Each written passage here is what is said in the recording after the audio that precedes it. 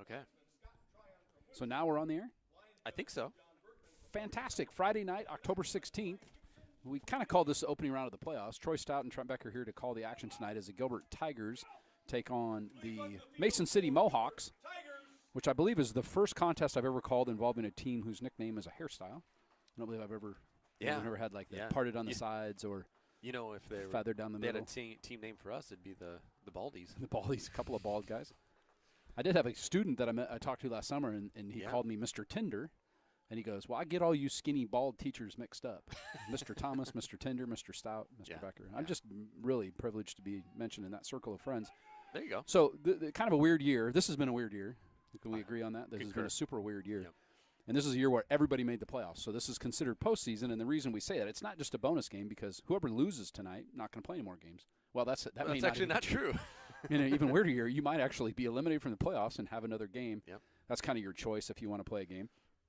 So which would have been a week, I believe, 3 or 4 rematch with the Mason City Mohawks. That game was canceled due to the COVID-19 situation with the Mason City team. The Tigers get the Mason City Mohawks at the opening round of the playoffs here tonight. And the winner will get to travel up the road to take on the Webster City Lynx next Friday night in the second round. You think they're going to sneak by? They are going to beat by. I'm going to predict it. The Tigers come in the season. They're 4-2, pretty spiffy 4-2 season. They've played really well this year. It's really been a good season for Graham Lunt's inaugural season. And Mason City comes in 2-3.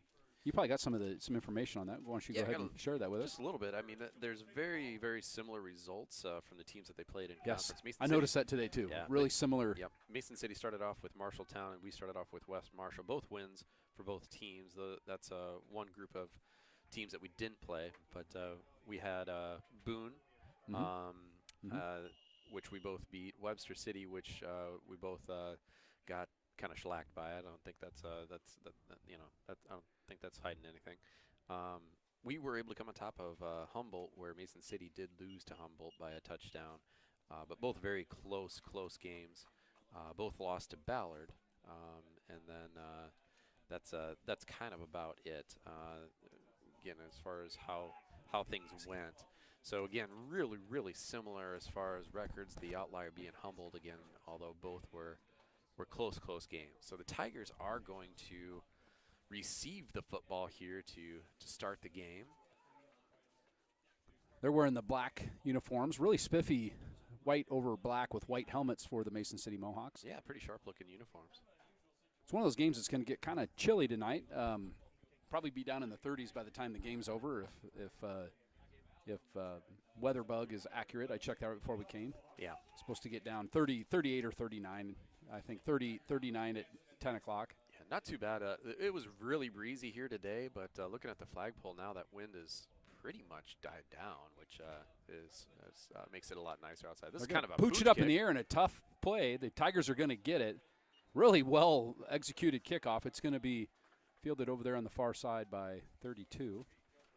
That's Tate Hamer. The sure-handed Tate Hamer just caught the ball and went down. Well, I wouldn't call it an onside kick, more of a pooch kick that they kind of kicked across the field. They were kicking from the near hash mark. It was caught kind of about halfway between the out-of-bounds line and the hash mark on the other side. You probably saw it on your video screen. I want to thank Cole Fluhop for running the camera again tonight. I actually had somebody go, hey, who's running your camera for the home games? Mm-hmm. It's a freshman, Cole Fluhop. He's doing a great job. Really is. Then he said, who ran the camera last week? And I said, well, it was the play-by-play guys. Not so good. It is a lot more challenging. I've tried that. It is very challenging. I've done it too. To call a game. 5 wide receivers. Henningson's going to throw across the middle. He's got Trey Hansen. He's going to get 6-7 yards on first down before he's wrapped up right at the 45-yard line. Good first play of the year. Nice pitch and catch. Get it, Tucker Hansen in a groove. Tanner Henningsen, whatever. Tanner Henningsen. Trey Hansen. There's a lot of Hansens. I've goofed it up many times this year. Too many H's for me to handle. Hey, if you are from Mason City and you're listening in, we may not call every kid who gets the tackle, but on offense, we will call your kids' names and everything. You do have a radio broadcast. If you're not listening to that, listen to us. That's the price you pay, I guess. There you go. So 2nd and 3 now. Henningsen will send O'Brien in motion. He's going to kick it out to Tucker Hansen, and he should get the first down. He will. He's going to get run out of bounds about midfield. They're going to mark it right on the 50. That'll be enough for first down. They needed to get to the 47. Yeah, good little pitch out there to Tucker, and just able to get close to the edge and turn it upfield to get that first down right at midfield. Seeing Owen O'Brien in their consecutive plays, I'm not sure we've seen him a lot on the offensive set. He's going to light up at tight end on the far side now. I ran into his dad in the parking lot on the way in. I mean, I didn't like physically run into him. I just encountered him. So O'Brien actually in the slot now, 2 wide receivers left, 1 right. Tucker Hansen in the backfield. They're going to give him the ball. He's going to go up the middle, follow his blockers. Actually behind aforementioned Owen O'Brien. He's going to pull ahead and get 6 yards on first down. Tigers move the chains. VC's going to check into the game here for O'Brien on this set as they move it to the Mohawk 45. Yeah, O'Brien had come down and got a linebacker, and Tucker Hansen ended up right behind the strapping Owen O'Brien. Tigers will rarely have 2 backs in the backfield. They just have VZ there now. Henningsen will take the snap. He's going to give it to VZ. He's going to go left. Bull 4 be close to a first down. He's going to be just a yard short, Troy. Yeah, good little job of keeping his legs turning there, getting up the couple extra yards, pick up a third, and very manageable. VZ and Hansen, pretty comparable numbers. A few more carries for VZ, 100 carries for 452 yards and 4 touchdowns coming in. Tucker Hansen, 60 carries and 380 yards. Kind of lightning and thunder. One of them's really fast, and the other one's really big and strong. Now third and, call it a yard and a half. Ball's at the 42-yard line. Tucker Hansen goes in motion. They're going to fake it to him, give it to VZ underneath. VZ dropped the ball. I think he's going to get it back. It's still, well, they're going to give it to the Tigers. That ball ended up between the legs of one of the Mason City defenders, but the Tigers keep it, and they're going to lose yardage. Now it's going to be 4th down. So VZ didn't really get the handoff there, Troy, and the ball ended up on the carpet. Yeah, it was one of the missed exchange. I think it was kind of up on his shoulder pads a little bit, bouncing around, never able to corral it. I think he would have picked up the first down on the misdirection there, but Tigers will have another shot at it. Like you said, lost about a yard, so still 4th and 2. Wildcat formation now with Tucker Hansen and VZ in the backfield. Tucker's going to take the snap, it looks like. He's just going to take it and go right back up the middle. He's got the first down. He breaks into the open. He stays on his feet. 25, 20, 15, 10. Touchdown Tigers. Tucker Hansen just trying to get the first down. Stumbled but stayed on his feet. Takes it the distance. 42 yards for the Tiger touchdown. Yeah, got tripped up a couple of times. That was just the old quarterback draw, basically. Go right up the middle and got through the line of scrimmage and was able to take it the distance there. Tigers strike first. Kind of like when you're going out to your car on a slick day in the parking lot, you kind of stumble and never really get your balance, but somehow you make it to the car without falling down. And I've never actually made it to the car in that scenario. Really nifty looking run, and hopefully it looked better than it sounded, me calling it. Oh, you did a great job. I could almost see it. Weary kicks it right through the uprights, as he's done quite often this year, and the Tigers with an early 7-0 lead at the 9:31 mark in the first quarter. I think do we have a scoreboard? You know, option? I didn't shoot it on the scoreboard, so I just. We'll just tell you what the score is. I'm going to try and actually tell you what the time is. Yeah, 9:31 is the time on the clock. Tigers take the opening kickoff, a short kickoff. Kind of had a little bit shorter field, good field position, and cap it off with a Tucker Hansen Wildcat formation 42-yard touchdown run. Tigers up 7-0. 9:31 still. So if you're watching Beat at home, you need to be thankful tonight because normally in the playoffs we don't get to do video, we just do audio because the Iowa high what school is it called? But they've sold the rights to NFHS. Yeah, they sold it. No, they sold it to the Iowa High School Broadcast Network. They paid a lot of money to own the rights to this game, and we can buy those rights and broadcast, which we did, but we had to pay some money. So what I'm telling you guys, if you're listening in, and we do have a few dozen listeners listening in, if you ever get a chance to patronize the Tiger Shop or write a small check to the Booster Club, you should do that. You got to watch it tonight. Otherwise, it would just be audio. And with the 2 middle-aged blind guys on the mic tonight, it might not have been nearly as enjoyable. But we're thankful for all those guys listening in. Weary will kick off. He's going to punch it on the ground. It bounces the 45. It was touched there by a Mohawk. Now it's picked up the middle goes. Number 10. Number 10. I got to look at I haven't flipped it over. Reed Johnson. And Reed Johnson was one Tiger away from taking it all the way back. So the Tigers don't opt to kick it short on the ground. It's picked up by Reed Johnson about the 25, but he's going to bring it out to the 40-yard line. Good return by Johnson, and Mason City will come out. Their quarterback is Cale Hobart. Yeah, Hobart's a sophomore that gets most of the action. Yeah, they had 2 quarterbacks. I put him down because he seems to be their number 1 option here. Yep. But he's a sophomore. He's got 3 touchdowns, 5 interceptions on the year, but their main guy. Hobart is under center. He's going to turn and give it over the right side, and the Tigers snow it under. So these uniforms are nifty, but they're a little hard to read on moving targets. That's going to be Ben Amundsen, the senior running back, number 18 on the carry. Amundsen was their second leading rusher. Connor Dalen Dalen's 14. Amundsen's 18. They also have a junior Jalen Winter that gets a decent amount of carries as well. Hobart again under center. Sends back in motion. This carry is going to be good over the right side, but the Tigers give up 4 or 5 yards here. It's going to bring up 3rd and long. That was Amundsen again with the carry over the left side. Amundsen, big, strong boy. Let's see what his dimensions are, Troy. What has it got in here? Number 18, Ben Amundsen. He's 5'9", 195. That was like my 7th grade year. I think I was 5'9", 195. A big chance for the Tigers to get off the field early here. Can keep that momentum. Hobart will come back up under center again. All 3 plays in this series are going to pitch it to the right. This is Amundsen again. He's going to cut back up, but he tripped. I don't know that any of the Tigers got to him. Looked like when he cut back, he just kind of lost his footing. It's going to bring up 4th and 4. And it does appear that Mason City will send their punt team out. Yeah, if you get 1 or 2 there, more yards there, maybe you think about going for it. But yeah, 4th and 4, 4th and a long 4 maybe. Yeah, definitely going to kick it off. Tucker Hansen deep for the Gilbert Tigers. Looks like Eric Lensing, number 2, is back to kick it. Mohawks use one of the, looks like they're 1, 2, 3, 4, 5, 6, 7, 8, 9, 10. They are a player short, and they send Amundsen out. He's like, hey, I just had to run the ball 3 times. I needed some air. He's going to come back out now for the punt. Snap is good. Good punt. Tucker Hansen fair catches it, but it lets it bounce. Well, he was awful close to that, Troy. To be fair catching it, you got to get out of dodge there. That ball could have easily bounced back up and got him, but it didn't. Tigers are going to take over at the 8-yard line. I thought maybe it did hit him, but it didn't. Tigers will get the ball, at the 15-yard line, where they'll start 1st and 10. They have a 7-0 lead here. After taking the opening kickoff, they went down, capped off by a long run right up the middle. Tucker Hansen broke free up the middle, kind of stumbled for about 10 or 15 of the 40 yards, but ended up taking it all the way to the end zone. And that's where we sit, 7-0 here, opening round of the 2020 postseason. 7:30 left on the clock here in the first quarter. Like you can see on your screen, hopefully, Tigers 7, Mason City nothing. We're going to send Tucker in motion. He's got the ball around the right end. Needed a block and didn't get one. Tries the stiff arm, now cuts back up, and he's going to get snowed under. He's going to be down, probably lose 3 or 4 yards on that.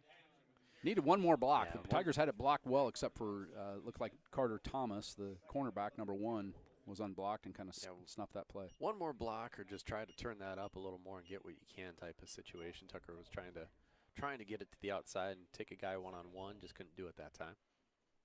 Give him a pass on that. That just takes his rushing average down the last 2 plays to 21 yards. Tanner Henningsen with a fantastic senior season. He was 100 out of 121 for 1,037 yards coming tonight with 10 touchdowns and just 4 interceptions. Tanner will take the snap now and drop straight back, looking to throw down the left side. He's got a receiver in the middle of the field open, and he's pasted after catching it. I think that was Trey Hansen, if I'm not mistaken. Nope, Joe Drzymski, number 16. Joe Drzymski, really a good option. Got a second half of the season. Yeah. They've really thrown the ball him. In fact, the Tigers throw it to a lot of different guys. They've got 4 guys with 2 or more touchdown catches. Tucker Hansen, Trey Hansen, Joe Drzymski, and Ethan Veazey all have at least 2 touchdown receptions on the year. Yeah, Tanner took a pretty big lick after that, too. He got rid of that ball right as a defensive end was bearing down on him, but pops right back up and delivered a good throw there. Henningsen working out of the shotgun exclusively tonight. They'll give it to Veazey. He's going to go right, cut back. Good cut back by Veazey. He's going to get 3 or 4 yards on first down. Good carry. Tanner Henningsen, for recreation, handles livestock a lot. So I got to think pretty tough kid if you can handle a steer or maybe a large hog. I don't know what kind of animals. I think it's mostly cattle that the Henningsens handle. My guess is he's tough enough to take a defensive end licking him. I would think so. Of course, the difference is, at the end of the day, he can eat the cow, but he's a better sport than to cause any mortal injuries to the Mason City team. Yep. Second down and 7. O'Brien goes in motion. Henningsen's going to roll out right. He's under heavy duress. He's going to throw it across the middle of the field. Throws it way over the head of Tucker Hansen. Yep. So I think O'Brien had broken off the route there, and Henningsen just threw it over where he thought maybe he was going. Yeah. Able to escape a sack there too. Somebody asked on the chat what the record of Mason City was. It's 2-3, 2 wins, 3 losses. I believe I mentioned that in my extensive pregame. You did. I may have 2-3. They did lose a game or 2 due to the COVID, including the Gilbert game. Us and Fort Dodge, they were supposed to play. And they played Fort Dodge for like 50 straight Yeah, I think years that or was something. one of the longest streaks Yeah. I think in the entire state. So 3rd and long now. Tigers go with 4 wide receivers, 2 top, 2 bottom. They're going to fake the draw. They're going to throw it out in the flat to Tucker Hansen. He can't spin out of the tackle, and that's actually going to lose a yard on 3rd down. The Tigers will have to kick it away. They'll send, I would assume, Christian Corey out there to boot it away. Nice read there by Mason City. It was just kind of a little wide receiver screen type of play, and now, Mason City not fooled on that one. Looks like Ethan Veazey is going to handle this punt, and that I would have to assume that means Christian Corey not available for tonight. They're going to send 2 receivers deep. Christian Corey handled most of the punting for the Tigers this year. In fact, I don't think Veazey's punted one all year. Nice high wobbly kick. It's going to be fielded at the 40-yard line. It's on the ground now, and I'm not sure if Mason City touched that the way he was going after it. I'm going to assume he did. That was Isaiah Washington, number 27. Kind of took a weird hop and went out of bounds right at the 35-yard line. So I think it just a couple of the 3rd down pooch punts that we've seen Henningsen do. It's been Christian Corey the whole year, and he did not go out to kick that one tonight. I didn't pay attention last week if he was possibly injured or anything in the game last week, but let me scan the sidelines, Troy. I'll see if I find. There's Christian Corey. He's right down here. He's in uniform. Maybe he's got like an ingrown toenail or something, and it just really hurts to kick the ball, so he's getting the night off. Could be the situation, yep. So we've got a officials timeout here. This is they do this once a half so the players can hydrate, but mostly they all sanitize their hands. If you look, they all got some hand sanitizer. You sure it isn't the Stickum? Could be the Stickum. What was his name? Ronnie Lester, or not Ronnie Lester? Lester, this guy for the Raiders that always used to have all the Stickum. Lester. His first name was Lester. Ronnie Lester played point guard for Iowa. It didn't make sense that he would put Stickum on his hands. It'd be hard to dribble the ball. If you're a defender, maybe you could do that. Get called for palming quite often. 4:53 on the clock.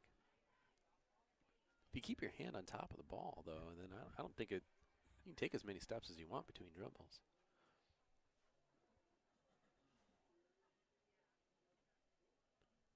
Is there anybody that comment Lester? Oh, Michaela Gibson.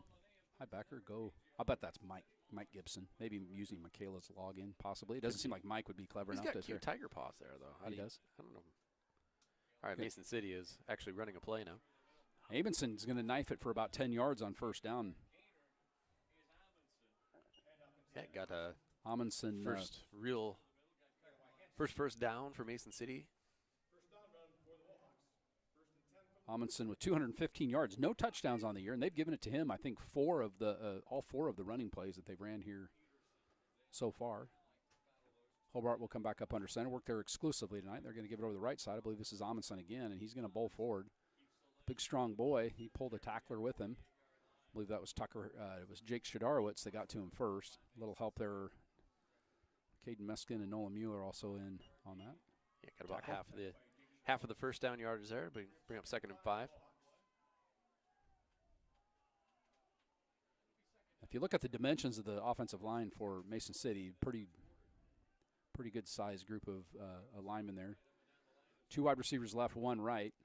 Another runner in the slot. They're going to give this to Amundsen again right up the middle, and he's going to be pushed forward. He was met after about 3 yards, probably got 2 more after contact. Yeah, we'll bring up a 3rd down and probably half a yard here.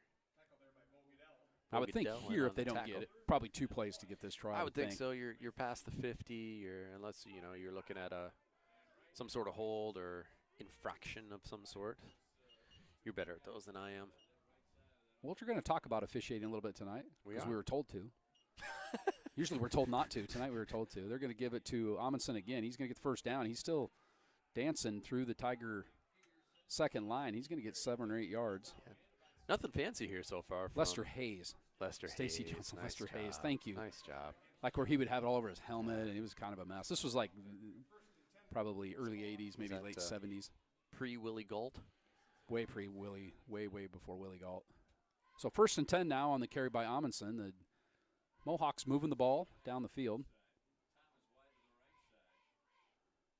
Same formation they've ran. They're going to give it to Amundsen again. He's had the ball every single play that they've ran from scrimmage, Troy. I believe Amundsen has been the ball carrier. He's going to get 3 or 4 yards. So maybe they just told him, this is your quarter. You're going to run the ball every time in the first quarter. We're going to move it down. Approaching the end of the first quarter, we're under 3 minutes to go. Tigers lead 7-0. Teams have exchanged punts. Tigers scored on the opening drive on a 42-yard touchdown run by Tucker Hansen.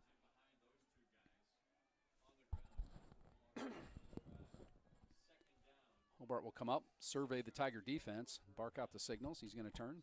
He's going to fake it this time. He's going to roll left on a bootleg, try to throw it downfield. He does. He's got a receiver open, but threw it a little bit behind him at about the 10-yard line.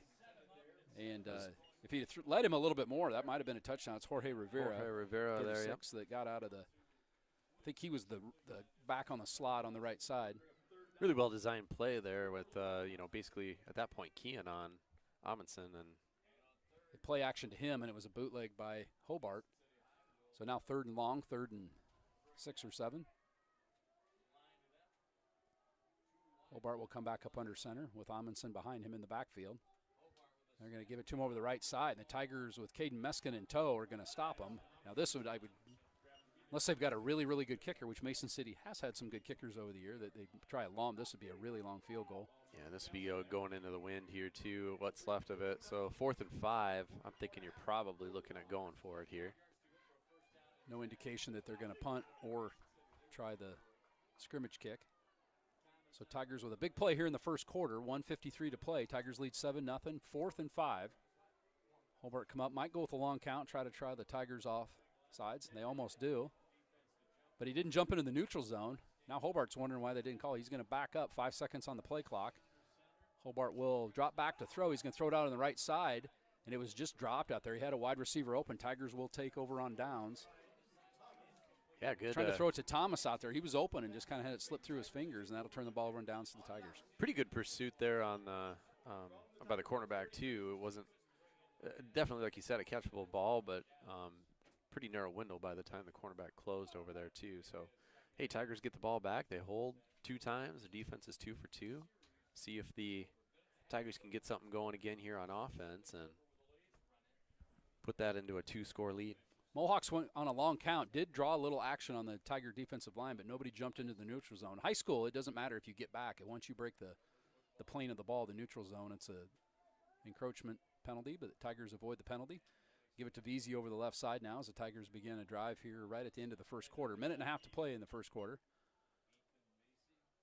And Drzymski doing some sort of hand signals, gesticulations to the sidelines. He may see something that maybe nobody, like when you're on the playground, like, hey, nobody was covering me. Nobody was covering me. I was wide open.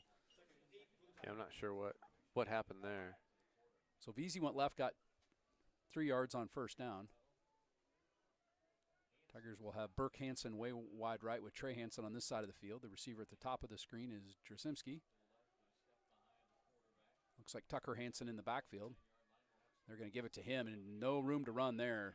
Mason City, I don't know if that was a run blitz, but they were in the backfield almost immediately and snuff Tucker. He's going to be back now to the original line to gain. He's going to lose 3 or 4 yards on second down. It's going to bring up 3rd and 11. Yeah, that was a one where Tucker basically right when he got the ball, there were a couple of Mohawks in the backfield there, so not really anything he could do. 30 seconds, clock's running. Tigers send 3 wide receivers right, 1 left. Drzymski will be at the top of the screen. There's 3 bunched to the right. Obviously passing situation. Hansen will drop back under pressure, steps up in the pocket. He's going to get sacked, though. Going to lose about 15 yards. Mason City brought the house, got Henningsen. Kind of ducked under the first guy, but couldn't get the second and third guys. And Tigers will punt from deep in their own territory. Veazey will set up at about the 10-yard line to kick this one away. And that's going to be the end of the first quarter. I don't know that the wind's going to matter there. The flag is laying limp at the north end. So we want to kind of take time. We got a couple minutes here to thank our booster club and Tim Pizzetti, our director of athletics here, for ponying up the money. It was not like, it doesn't cost like $10 to put this on the air. It's several $100s, and we want to thank those guys for doing it so you can enjoy the video that you're watching tonight at home on your computer screen, or we put it up on the TV screen. We've got the app up there. Did you know the internet awesome? on TVs? I don't know how it works. Well, but that was life-changing. It was. So, like, not us. No. But we do appreciate those guys ponying up the money. If you have a chance to patronize our booster club, we appreciate it. Yeah, there's lots of different levels that you can contribute at. They'll take anything, obviously, from you, but, all the way from $50 all the way up to a couple thousand, whatever you've got. They do a lot of good things. the field we're looking at here. There's a new baseball field that's part of the complex here that they help contribute to. Those things cost money, and we appreciate all the work they do and getting us on the air tonight. It really wasn't a matter of question, hey, can we do video? And Tim Pizzetti said, yep, do it. That was how long that process was, because we know we have how many – we have 250 viewers, so if everybody would send in $1, yeah, that's a pay for a subscription broadcast. $1. $1, that's a pretty good deal. Good. If you actually just and Tim actually came up. He texted. He initiated and emailed me and said, "Do you want to do video?" And I said, "I don't have $250." And he said, "Oh, I can find it." He did a bake sale. Easy with the snap, almost blocked. Good punt, high wobbly punt, fair catch called for at the 40-yard line. That was a really good punt by Ethan Veazey under duress. That was Carter Thomas who fair caught it at the 40-yard line. Had two guys in there kind of in Veazey's face, but he kicked away. And we remember when he was a sophomore, he was our punter almost the whole year. And then I think he punted a little bit last year, and we've seen Christian Corey, the senior, punt majority of this year. But Veazey with a good kick, kind of got us out of our own side of the field, deep in our own territory, and kick it back to the 40, which I'd say all things considered, that's a pretty good. Yeah, definitely kind of flipped the field back a little bit. Got Mason City back on their side of the field. Hobart will take the snap. He's going to pitch it out to the left to Amundsen. Meskin tried to trip him around the ankles, couldn't get him. Amundsen stepped over. He's still on his feet, way past midfield. That was just a really nifty run by Amundsen. Meskin tried to do the ankle pick. Meskin's a wrestler. Tried to reach down and pick the ankle and couldn't get him, and that's going to end up about a 20-yard gain. Yeah. It's too bad, too, because if he could have gotten it, it would have gotten 2 points on the back right away. See if they got any additional back points. If we could at least slowed him down. Amundsen's a tough guy to tackle, big, strong. And you kind of knew that was coming. They were running Amundsen probably pretty much off tackle or up the middle, and that time they go with the sweep, and Tigers had pinched in a little bit. Amundsen knifes again. He's going to get 5 or 6 yards on first down. They've tried one pass, and Amundsen has probably ran 8 or 9, 10 times here in the first quarter of the game. Tigers send in a little run support. It looks like Sean Burns is coming in, 58. It's 58, but I can't remember. Ty German. Tate Hamer's coming out of the game there. One of the subs that's coming out. Get a little breather. Kind of nice to be in the confines of the press box tonight. It's a chilly night here.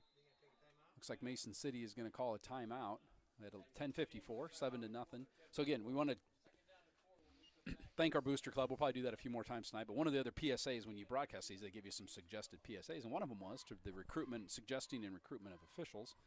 Troy and I have refereed football together, and I've done baseball for 30-some years, football for about 10 or 12, and a lot of experience officiating, and kind of the commissioner as part of my duties with Gilbert Youth Baseball, hiring Little League umpires and things like that. Troy's done some middle school basketball. And yep, I've done in previous years, I've done a decent amount of basketball, did a little bit of JV, middle school, things like that, and it's they definitely need officials. A lot of officials are at that kind of retirement type of age, so it's not as bad as profession as you would think. Most fans are actually pretty good. Great way to stay in the game, and especially baseball. I can tell you, if we had somebody that was watching the game tonight, be interested in umpiring baseball, let me know.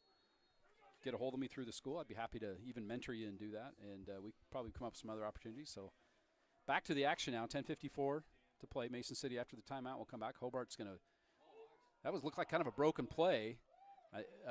Hobart looked like he was going to pitch it right, and Amundsen went left. He did pitch it to him, but by that time the Tigers had really done a good job of pursuing Amundsen. He's going to get maybe a half a yard.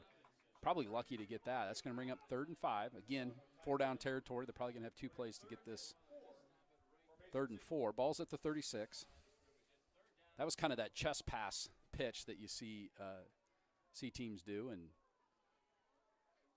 Hobart had turned around to pitch it to his right, and Amundsen had went left. Yeah, Carter Thomas is the wide receiver at the bottom of your screen. He's the only one. Amundsen's got it to the left, and now the ball's on the floor. If the Tigers can get it before it goes out of bounds, it's their ball, and they do get it. Amundsen fumbled at about the 25. I think that was Nolan Mueller that got it over on the sidelines. So big turnover. Mason City's driving. They're in the would have had the ball close to the 20, probably 25-yard line. Tigers will take over after the fumble. Yeah, really fortunate there. Amundsen had almost broken that one, and somehow Ball got knocked out. Tigers obviously hopped on top of it right before it went out of bounds. Did you see who got on top of that at all? I think it was Mueller got it before. I thought it was Trey Hansen, but Mueller kind of came out of that area. I'm not 100% sure. It's really hard to. Doug Larimer's watching. Fred Belenitnikoff, that would have been cheating. Wide receivers couldn't use the stickum. Just defensive backs. Come on. Well, I'm guessing Doug probably used some at Exira High School. It's where he went down in my old stomping grounds of Atlanta. Nice. More Southwest Iowa guys. Henningsen with 5 wide receivers. He's going to give it to Veazey underneath. Veazey's going to bowl forward, still on his feet, going to get 4 yards on first down. Hey, you mentioned your stopping grounds. I've actually got some ties to the Mason City area. I got some family that lives in Mason City. I'm a North Iowa area community college graduate. So you spent some time in Mason City. Yep. In high school, we used to cruise the Loop in Mason. I don't know if that's You're still from a thing. Rockford, right? From Rockford. Yeah. Yep. So that's where the hit TV show Rockford Files was filmed. Yeah, it starred my dad. Pretty sure. So 9.5 minutes to go now. 2nd and 6. Ball's at the 25-yard line. Tigers lead 7-0 on a Tucker Hansen 42-yard touchdown run. The aforementioned Tucker Hansen will go in motion now. Going to throw it out to the flat to him. Good looking play, and Tucker's going to bowl forward. But enough for first down. They'd send him in motion. Then what do you call that play when you just throw it out to the guys? Flat? The flat, yeah. Just pass out in the flat. Tucker Hansen had a full head of steam, which if you know Tucker Hansen, very fast. He almost outran the On ball. his feet. Did. Burke Hansen's going to come out. Seen a lot of Owen O'Brien tonight that we have not seen. At least I haven't in the games I've done. We've not seen much of Owen. Too much of him either. And he's coming back in. We saw him at tight end. We saw a little bit of Hank Johnson at tight end the last couple weeks. But we're going to see Owen there tonight with Tanner Henningsen in the shotgun now. Veazey's right behind him. And they're going to give it underneath to Veazey. He gets forward, hits a bunch of Mohawks, but he's going to spin out of that and get 2 or 3 yards. He had a good head of steam, but ran right into a wall of white shirts. Yeah. And I would say, again, really spiffy-looking uniforms from Mason City. I like the white helmet, white shirt, black pants with the black stripe down the shirt. Good-looking uniforms. I like the Tigers, too. I just complimenting. If you're watching from Mason City, we like your uniforms. They're spiffy. What if they got them from Decker Sports? It's one of the I just ordered from there today. The volleyball conference we get our champions. stuff from Decker. Thank you, Decker, for providing us with all of our team stuff. They're going to fake it to Veazey this time. Now Henningsen's going to roll left. He's got pressure. He's going to throw it out in the flat. He's got Tucker Hansen out there. Tucker went up and caught the ball, started to look up field to see if he was going to get licked, and dropped the ball. I think Tucker would tell you I should have had that one, Coach. Yeah, I think I just saw him say that to the bench. It was one of those ones that the ball was in the air a long time. Couldn't get everything into that one, and Tucker, I think, felt the defensive back coming, was trying to make a move before securing the football. And you have that from time to time. Well, and Tanner didn't really get a lot on the ball. He was under duress and kind of running, had to throw back across his body, and didn't dart that one out there the way we know he can. So now 3rd and long. Tigers got to pick up 8 yards on 3rd down. Henningsen will take the snap, drop straight back, looking to throw. They've got the screen set up. They do throw it out in the flat. It's Jake Shadarowitz this time. He's going to get caught from behind. Pretty well-designed play, but Mason City defended it well, too. And that was Branson Peters got him from behind. So we haven't seen Shadarowitz. I'm not sure how many passes he's caught this year, but I'm going to guess it's in the single digits. You could probably look that information up on the internet, Troy, if you would. So 4th down now. Ethan Veazey has handled both of the previous punts. I have 0.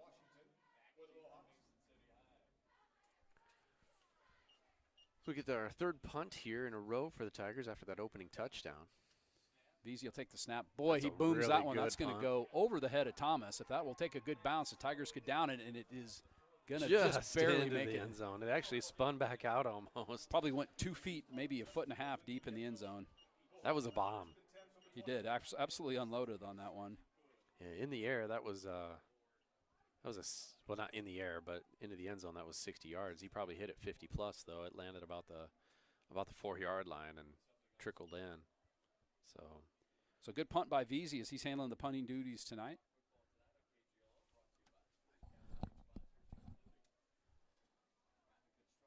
So Tigers will come back after the touchback, ball at the 20-yard line where Mason City will start 1st and 10. Amundsen has had 99% of the offensive plays here, and he's going to get that one. He's going to go over the left side, but runs right into Caden Meskin. And Meskin, as he's very capable of doing, puts a double-leg takedown. We make reference to that. If you don't know, Caden Meskin, very good wrestler, very accomplished wrestler, and as several guys. Jake Shadarowitz, another guy who wrestles quite a bit. for the Tigers. Got any other wrestlers on the Tiger team? I'm looking. Trey Hansen's a wrestler, I believe, isn't he? Is he? I think so. Okay. I'll go with that. I'm not 100% sure.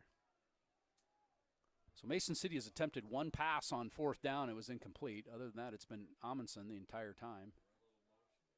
Hobart will pitch it out to him, and the Tigers sniff that one out.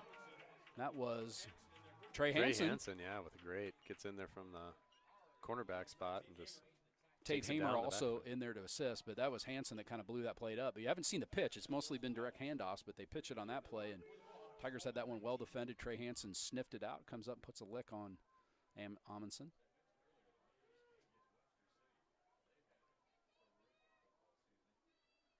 So Tigers now back him up. It's going to be 3rd and 10 plus. Double stakes, as the officials say. We'll make some officials references tonight. That's double stakes because they got to make it past the line to gain and the first down marker. Hobart looks like he may have changed the play here. He's going to take the snap. He's going to drop back, roll left now, and try to pass.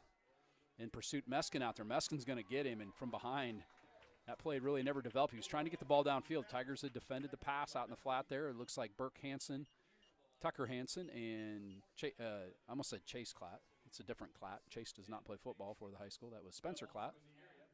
They don't even spell it the same. Oh, man.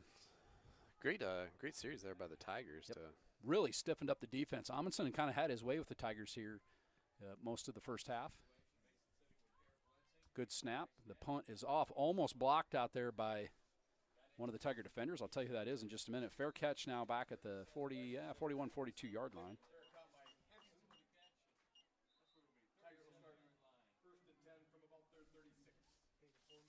I was going to tell you who put the pressure on there. Bo Goodell. I'm not as quick as I used to be on the calls of the numbers. I think my eyes are getting worse. My hearing's getting worse. I turned 52 this week. You may have heard that. Hey, Nice. this is my 27-year anniversary tonight. Congratulations to you. Like a really good husband. I'm here with Troy Stout, my friend Troy Stout, and the Adams family up in the press box, and Pat Starr. So I'm going out tomorrow night. So for these guys, like, oh, you just passed up an anniversary date with your. No, we're going tomorrow night. It was easier to get a babysitter tomorrow night, so we're going to go tomorrow. And if you have any good recommendations, you can put them on the. You can put them on the thing. Like, where should I take my wife tomorrow? The Ames. I don't think we're going to go out of Ames. It's got to be the Ames, Story County area. We would go to Nevada. That's a good place. We would go to Luther. I would go to Luther. That's Boone County, I think, though, isn't it? Yeah, so we won't go to. There's a barbecue place in Luther. That's It's the reason I said that. fantastic. It's one of my favorites. I've actually been there on a date with my wife. Yeah. What you smoking? What you smoking? And we went there last year. I think Mother's Day last year. Okay. It must have been the year before. Actually. Owen O'Brien's father owns Wallabies. Runs the Wallabies. Wallabies. We could go there. My wife Yep. really likes going there, so I don't know where we're going to go. We'd like to go someplace that we have not been before. If it sounds like an earthquake, the Gilbert High School student section pounding on the bleachers, imploring their team to come out and score another touchdown. They've scored one. If you just joined us, I would ask you, where have you been? The game started at 7 o'clock. If you're just starting to listen now. Tucker Hansen took the ball on a I believe his 3rd and short, went right up the middle, 42 yards for a touchdown. He stumbled and bumbled most of it. That's where we sit, 7-0. 5:45 to play in the first half. Tanner Henningsen looks over at head coach Graham Lunt. He flashes some sort of hand signal. Tell Tanner what the play is. They're going to pitch it out this time to Tucker Hansen. He's got to get around the corner.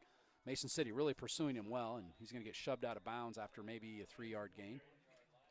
Able to kind of get to the edge, but not really turn it upfield for much, but still got about 3 of them out. Yeah, 3 Alex yards out Kinney of and Branson Peters really did a good job of pursuing there with speed. This is a team that I think, obviously, the BC Moore rankings, we talk about that. This is the point spread on this is .08 points. That's 0.08 of a point. So it's pretty much as a dead heat as you can get. In fact, I think Brent said this was the closest spread of any game so far this year. That makes sense, yeah. Can't get much closer than that. 2nd and 6.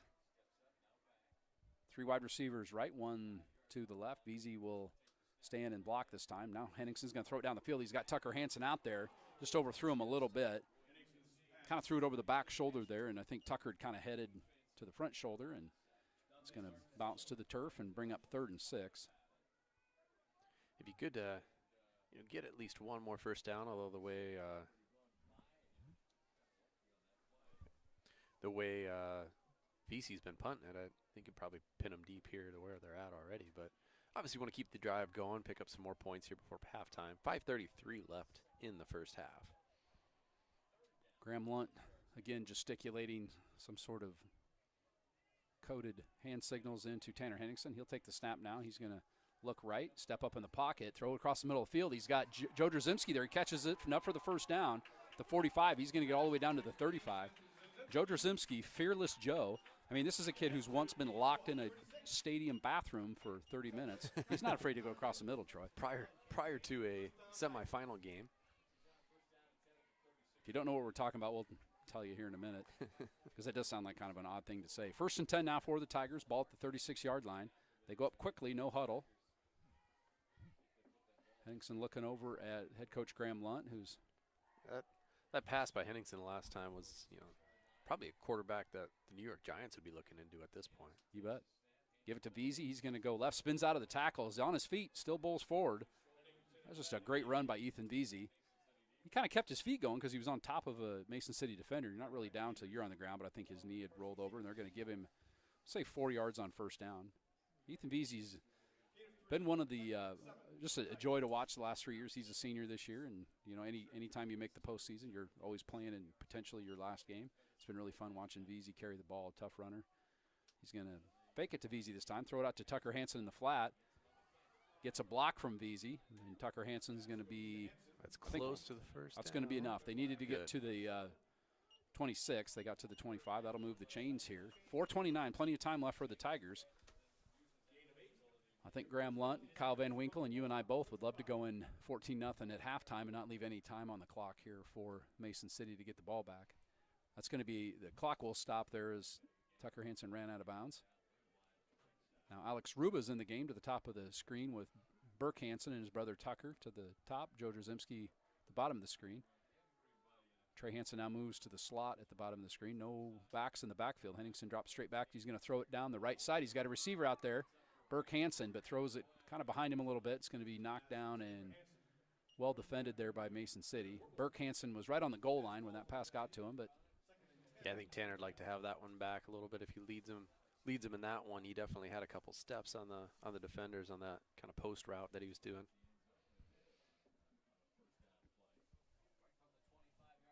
We'll bring up a 2nd and 10 from the 25 for the Tigers. 4:23 to play in the first half. Tigers lead 7-0 on the Tucker Hansen 42-yard touchdown run. I feel like I've done a good job of recapping that touchdown. I think everybody knows who scored the touchdown now. 2nd down play, they give to Veazey up the middle. He's got some room to run, bowls over a couple of Mohawks, and Ethan Veazey running with some, what adjective would I use to describe that? I would say that run was as bold as pumpernickel bread right there. Pumpernickel bread. Plows forward. That was running with effort and determination right there.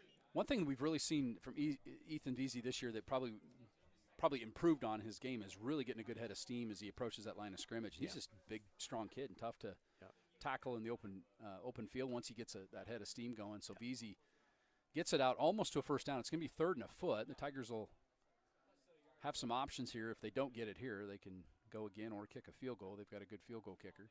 Henningsen will give it to Veazey. He's going to go around the left side. He's got a little room to run. He's going to have the first down all the way down to like the 10-yard line, I'm going to say. Kind of out of my line of sight. 10-yard line. The clock will stop briefly. 3:30 to play as they move the chains. You don't see Veazey bounce it outside very much there, but Mason City kind of plugged the line there, so there wasn't anybody on the edge at all. Veazey just kind of bounced it outside real quick, picked up some quick yards, and that'll bring up the 1st and goal from the 9 3/4. Inside the 10, so the Tigers will not be able to get another first down. They're not going to need it. How's the weather in Anchorage, Teresa? See on the stream there, on the chat. So now Tucker Hansen's in the backfield. Veazey out. Owen O'Brien will switch over to the left side. They're going to pitch it out to Tucker Hansen. He's going to make a cut back. Another cut. He's going to get it down inside the 5 to about the 4-yard line. Good pickup there. Yep. A lot of options to try and get this in from the 4-yard line. Picked up about half of the 1st and goal there. So one of the changes in the pandemic this year is they're allowing players to go all the way down to the 10-yard line. They used to have to stay within the 25s. It does make it a little harder to see when the ball gets down there because we got to look through players to see where they're at. Drzymski will be wide left. Trey Hansen and Burke Hansen wide to the right. Tucker Hansen in the backfield with Henningsen. O'Brien in at tight end on the right side. Henningsen will drop straight back, look to throw. He's got a receiver out there. Drzymski threw it over that back shoulder. Drzymski hauls it in for the Tiger touchdown. Yeah, that's something that's been really fun to watch this year. They've done that back shoulder throw type of thing, that outside shoulder throw down there where it's just kind of a quick out right at the goal line, and it's worked several times. It worked back in that Webster City game. I think maybe both of the touchdowns that game. I might be off on that, but, man, it's a really, really strong weapon if you can actually make that throw to the outside, which Tanner laid it right on that back shoulder where the defender couldn't get it. Weary will come in and bank that ball right through the uprights. Tigers extend their lead to 14-0. Winner of this game gets to travel up to Webster City next Friday night and take on a really, really, really good Really Webster good. City team. That's the team that I've heard people that know, and I in the circles I run as a media kind of a bigwig. I'm kind of making fun of myself there. Talking about this might be one of Bob Howard, who's a Hall of Fame coach, has been there for a gazillion years, won a state championship at Sigourney Kyoto way back in the day. This might be his best Webster City team. And from what I saw the Friday night they played here, I'm not going to argue with that too long. It's a really, really good squad. Yeah. Whoever wins this game is going to have a very tall order and traveling to have to play Webster City at home. But I think Graham Lunt in his first year would love to take a 5-2 record up to Webster City and give it a shot. There you I go. don't think he would back down from that. I don't think Graham Lunt would back down from anything. His little boy, Mason Lunt's 7th birthday this week. It's kind of a big deal. Big birthday party tomorrow at 3 o'clock. Oh, Probably nice. Be covered by ESPN Plus. My son Isaac's going over there. Isaac, he did know if the big guy, because Isaac's 11 and he's 4 years older, so it's kind of a big deal. Mason invited him, and Isaac's going to go over and hang out. There's going to be some of the big boy football team players are going to come over and play a little football in the backyard. Maybe I'll that sounds broadcast fun. it. Oh, You should. I'm not going to commit to that because I got to see if there's a charge for that. But Can we buy the rights to yes, that? Weary will punch it on the ground. It's going to bounce. It's still bouncing. So the ball was picked up on the turf, and that's one of those deals. Was his knee off the ground when he picked it up? And they're going to say his knee was down at the 20. I couldn't really tell, to be honest with you. I'm not really that clever. But that is where Mason City will take over 1st and 10 with 2:16 to go. Seen primarily a run-first offensive set with Amundsen, the big running back. Number 18 has carried the ball, Ben Amundsen, and carried it very, very well. Good running back. His fumble, kind of a key play here in the first half, I would say, Troy. Mason City driven all the way down to about the Tiger 25, and Amundsen put it on the turf. Tigers recovered and took it down and scored on that last drive. So Hobart looking to throw now. He's going to drop back, throw it out the left side. It's thrown out and dropped. We'll see if they call that incomplete or fumble. Incomplete. That seems like a reasonable call. Really good timing there by 46. Who's that? Bo Goodell. That was Bo Jorge Goodell. Rivera who caught the ball and was immediately stuck by Goodell. The ball popped out immediately, but that's one where I'm pretty sure Rivera did not possess that long enough to qualify as a catch. Kind of hard to tell from here, but good call on that side. Clock stops with 2:12 to play in the first half. 14-0 Tigers. Hobart in pretty much the same set they run all night. 2 wide receivers, 1 and 1 to the left. They're going to give this to Amundsen up the middle, and Shadarwitz and Meskin put the clamp on Amundsen. It might be a point where Mason City would like to just kind of run this first half out. And I wonder if on the Tiger side they have all 3 timeouts. If they're wondering, we don't want to let you do that. This is a 3rd down and 8 here. If they stuff them here, I could see the Tigers definitely I taking definitely a would timeout see to a preserve timeout. a little time and get the ball back. At least make Mason City kick it away. 2 wide receivers right.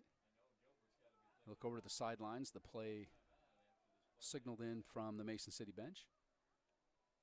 Hobart will roll to the right now, looking to throw out in the flat. Throw it across the middle. It's going to be caught there. It's going to be enough for a first down. The clock will stop briefly while they move the chains. I think that was Carter Thomas, number 1, who caught it. Hobart threw a dart. They kind of flooded that side of the field. We had 3 wide receivers in that area and found Thomas underneath. And Thomas has 25 receptions on the year, by far their biggest receiver as far as volume goes.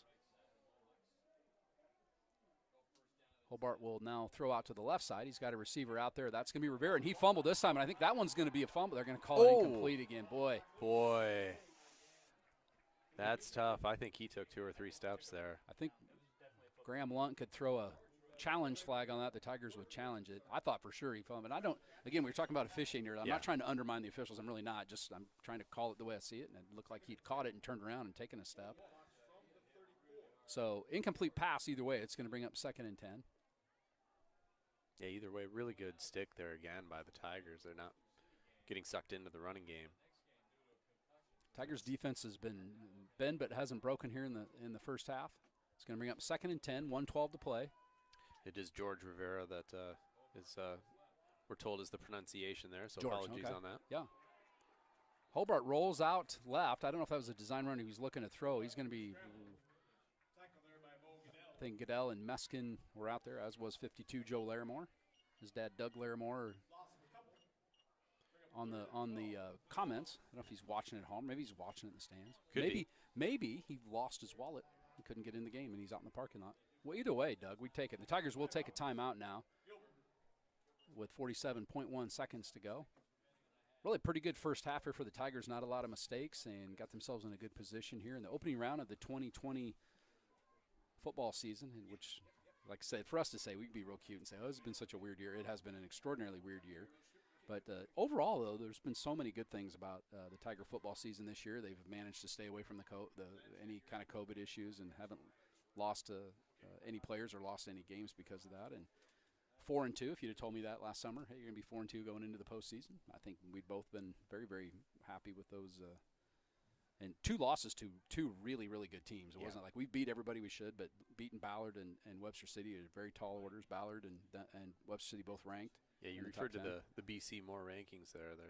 Both of those teams are pretty well respected in those rankings. Ballard's only loss was to Webster City 8-7 in a game where both teams scored 1 touchdown, and I believe Webster City scored in the fourth quarter, went for 2, and got the win 8-7. And I believe that was that Friday night where it might have been kind of a wet field night, if I recall. So back to the action now. 3rd and 12. Mason City has the ball. 47.1 seconds to go. Tigers lead 14-0. Hobart will drop straight back, look to throw. He's got receivers out on the right side. Thrown behind Thomas. And I was going to say, I thought that ball bounced. They're going to say it did bounce, incomplete. Thomas did a good job of picking it up off the turf, but it fooled me, that's for sure. Well, I thought it bounced, and then I didn't hear anything. We've got the window shut tonight, so we can't hear the whistles as well as we normally do. And we're both middle-aged and don't really hear that well anyway. Mason City will have to punt it away now. That did stop the clock, Troy, with 40 seconds to go, so just 7 seconds on that play, and the Tigers will get the ball back with enough time to run a couple of plays. I would not kick this ball anywhere near Tucker Hansen if I was punting, but if I was punting, my hamstring would probably snap the minute I swung my leg.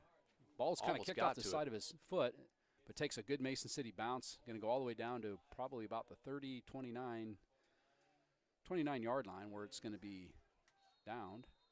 And Mason City really smart to just not pick that ball up, let as much time run off the clock as they could. They stop it at 28 seconds. Don Adams on the clock stop. Very adept scoreboard clock operator, Donnie Adams. Can also drive a school bus. Knows how to put out fires. Don Adams is very talented. We're lucky to have him, Troy. Yeah, well, this is probably the safest place we could possibly be is in this press box. If I would spontaneously combust or need a ride home, Donnie Adams would be. Could go grab a bus and take me home. Or I'd probably just stop, drop, and roll. But there's not a lot of room up here for the stop, drop, and roll in this press box. And we don't have a fire extinguisher up here, which seems like a curious decision. So 3 wide receivers right, 1 left. VZ in the backfield with Henningsen. Takes the shotgun snap. He's going to give it to VZ underneath. He's going to go right. Unless the Tigers stop it, that will be the last play of the first half. Tigers will go into the locker room with a 14-0 lead on a chilly, brisk night here in Gilbert. We are going to, I think, have some halftime entertainment. I see some horns and drums, some drums and some percussion and all kinds of things are going to go out there. So generally, what we do at halftime is we'll just stick a microphone out the window and let you watch the band, and we go to the green room and there's a delectable assortment of meats and cheeses and fruits and vegetables for our pleasure. We'll be back here, 15-minute halftime. We'll be back here in just a little bit. Tigers lead 14-0 at halftime.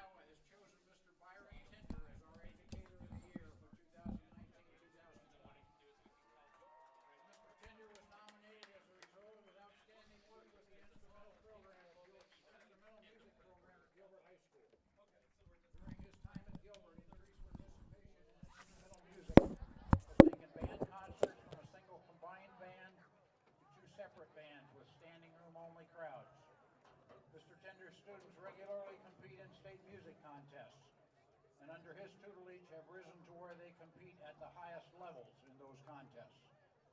A number of Mr. Tender's students have gone on to study music with aspirations of a career in music. He has become a role model and mentor to many of the instrumental music teachers and band directors in Iowa. On behalf of the nearly 60,000 American Legion family members in Iowa, we are proud to present him with this award. Presentations are being made by Mr. Doug McCrae, past commander of the American Legion Post and retired commander of the U.S. Navy ROTC Detachment, and Devin Von Corner, a graduate of Gilbert High School and a former student of Mr. Tender's and a member of our American Legion family. Please join me in thanking and congratulating Mr. Byron Tender.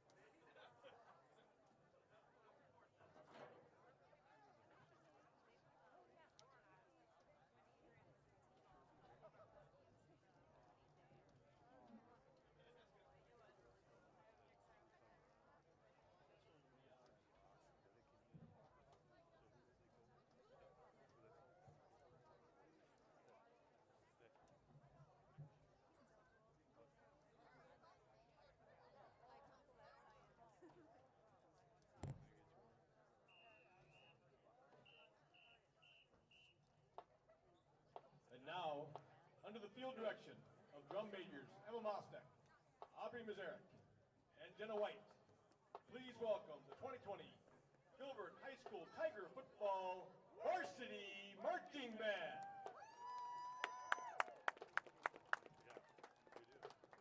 This year's edition of the band numbers a record 143 members. The band will open tonight's halftime show with My Songs Know What You Did in the Dark by Fall Out Boy.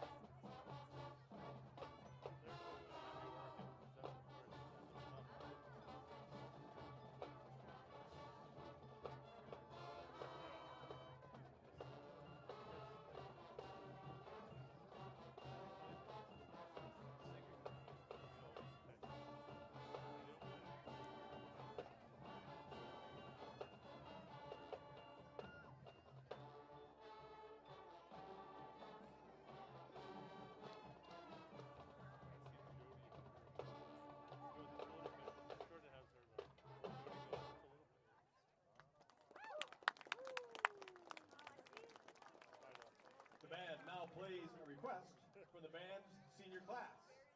This tune hit #1 in 2010 for British recording artist Tayo Cruz. Here's Dynamite.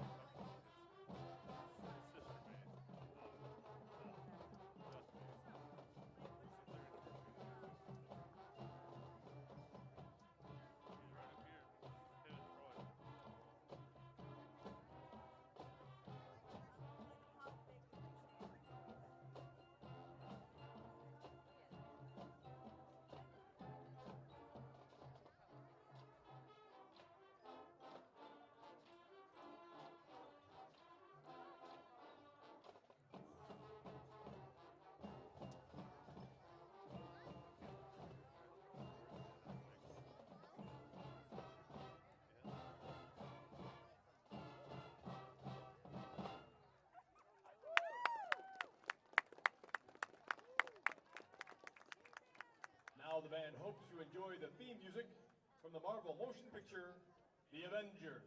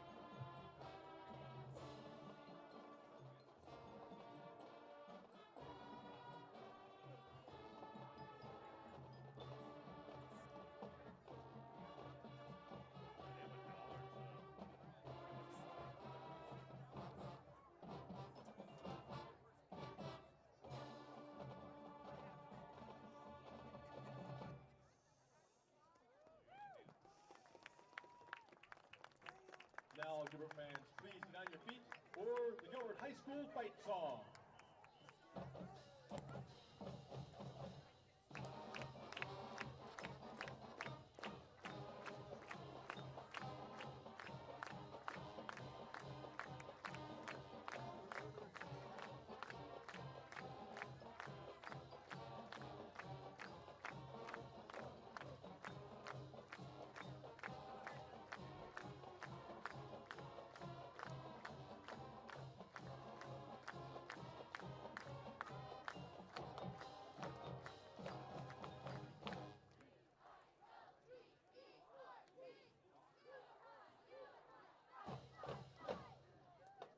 Let's hear it one more time this fall football season for the Gilbert High School Tiger Football Varsity Marching Band.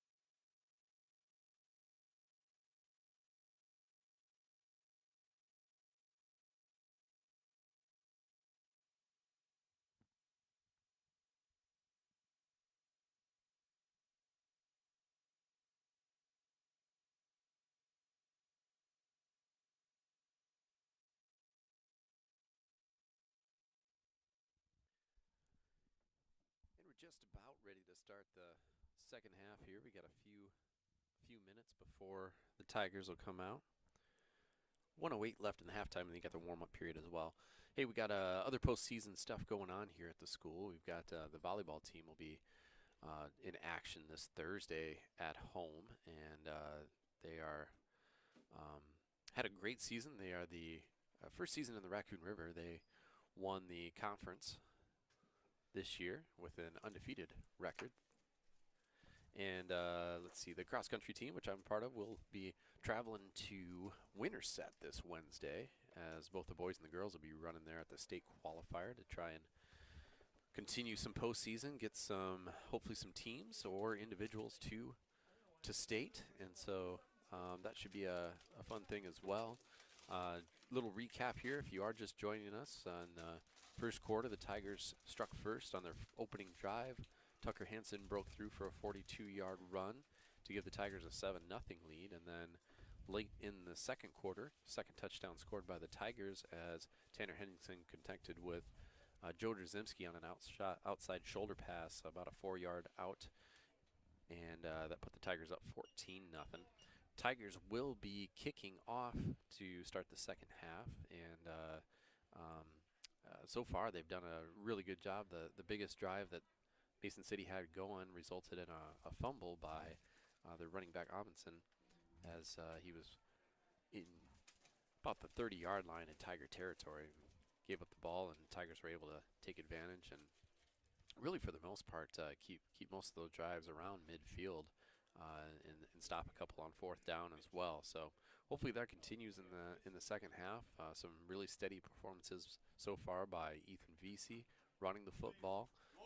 Tucker's broken a couple of big plays. Tanner's connected on a couple of passes, but for the most part, it's really been kind of, besides Tucker's 42-yard run, most of the damage has been done just kind of in bits and pieces, Trent.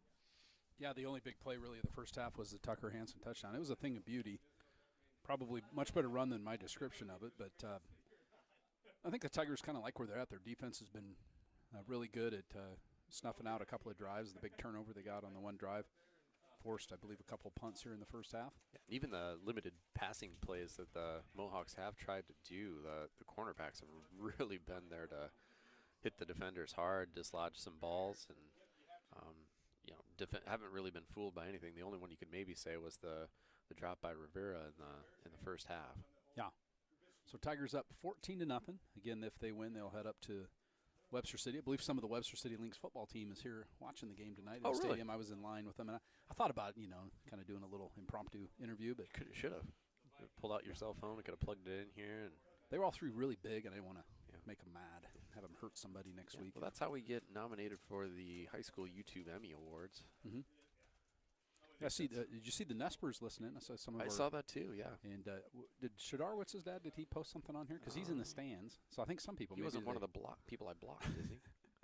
Have we had to block people again? Yeah. Hey, here's the deal: if you're listening and you act like a jerk on the comments, he's gonna snuff you out very quickly. Yep. And report you to YouTube. So take that. Yeah, just come on here. This is a high school football game. Watch the game. Cheer on your team. We've said nice things about Mason City all night. So can you? You can say nice things about Mason City. That's say right. nice things about. I had Gilbert. my wedding reception in Mason City at Music Man Square. Beautiful facility. Oh yeah. Yep. There's trouble. Right down by. There was trouble when we were there.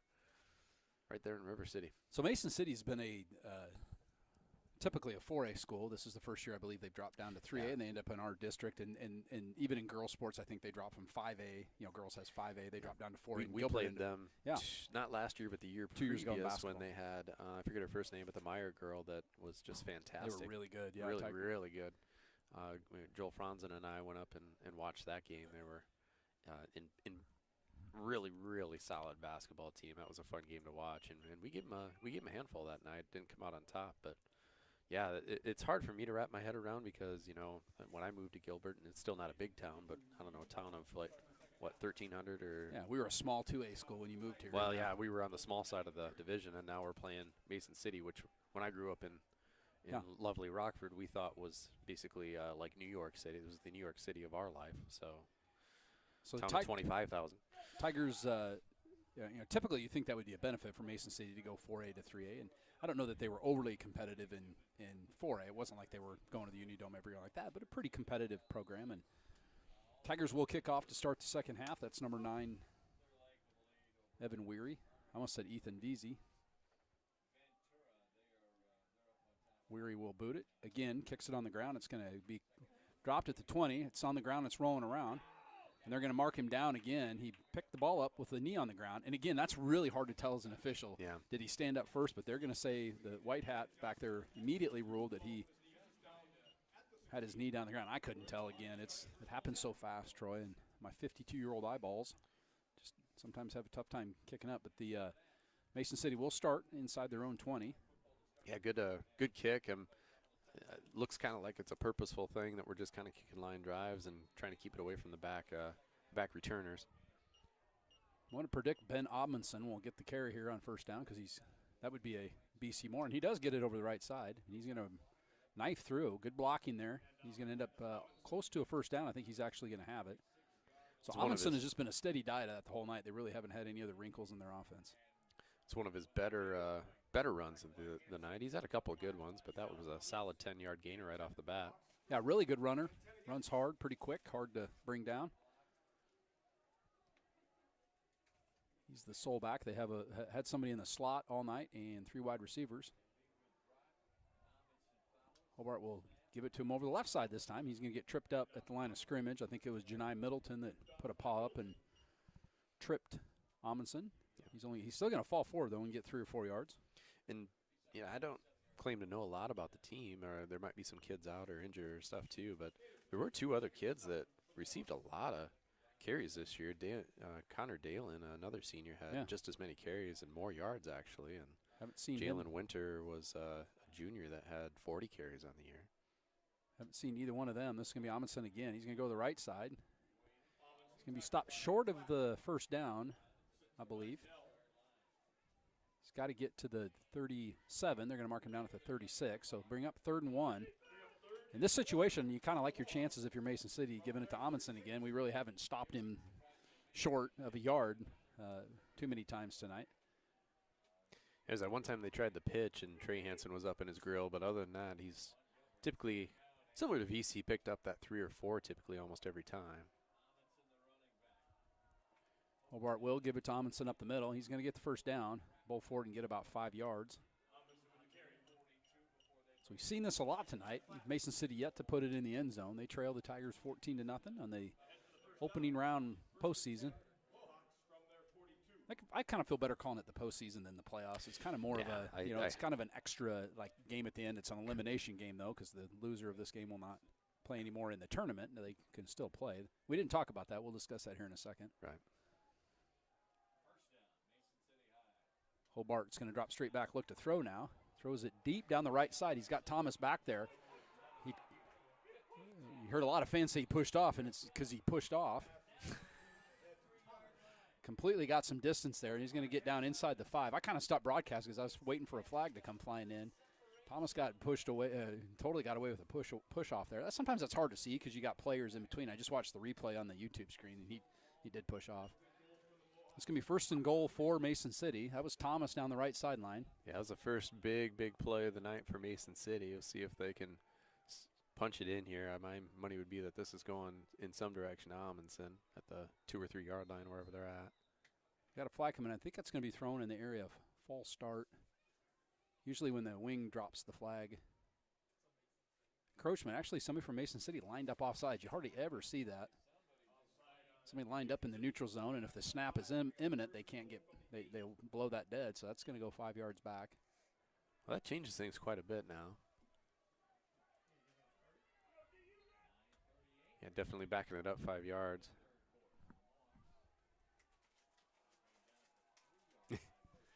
Mike Korf checking in. Thanks, Mr. Korf, for coming in here and talking to us. You're one of our faves too, Mr. Korf.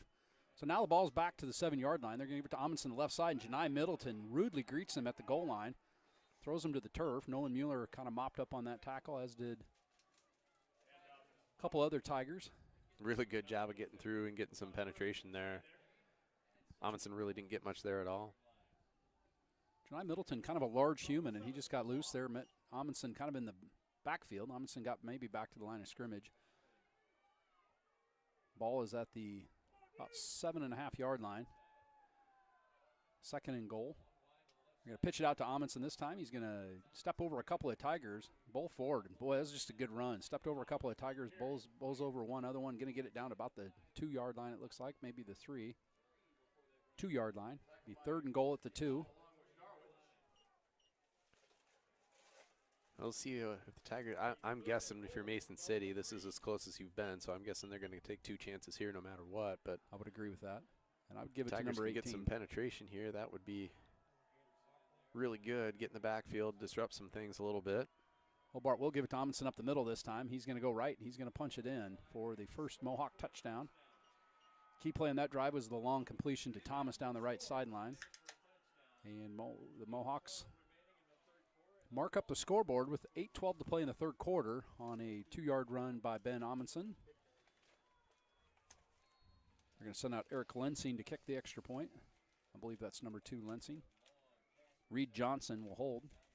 I don't think that's former Cub utility outfielder Reed Johnson. High snap.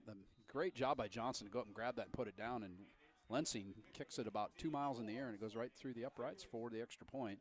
You don't get any bonus for distance on the extra points, unfortunately. But really high snap. Reed Johnson had to come up off of his knees to catch it, put it back down on the ground, and Lensing booted it through. Of course, Mason City's had some good kickers. The Iowa kicker a few years ago, Miguel. Oh, yeah, he was I'm totally drawing a blank on his last name. Oh, man. I know He exactly kicked for who 2 or you're 3 talking years about. at Iowa, but really, really good kicker. I'm totally drawing a blank on his name. I'm sure somebody from Mason City will tell us.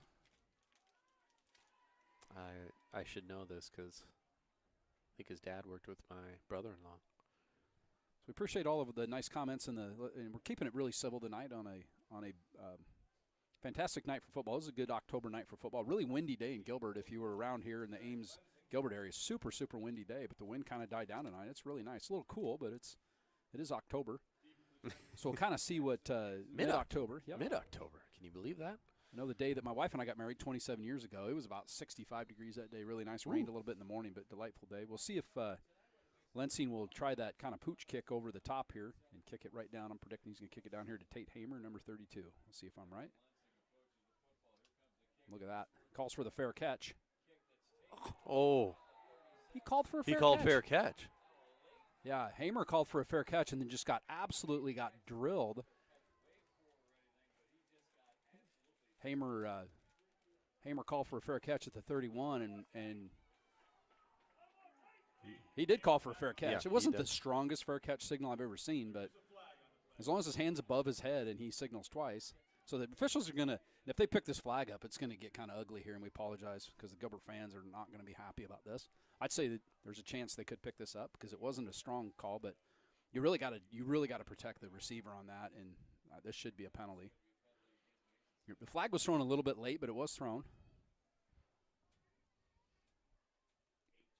So 8:12 to play in the 3rd quarter. The Tigers will have the ball either at the 36-yard line or at the 49-yard line.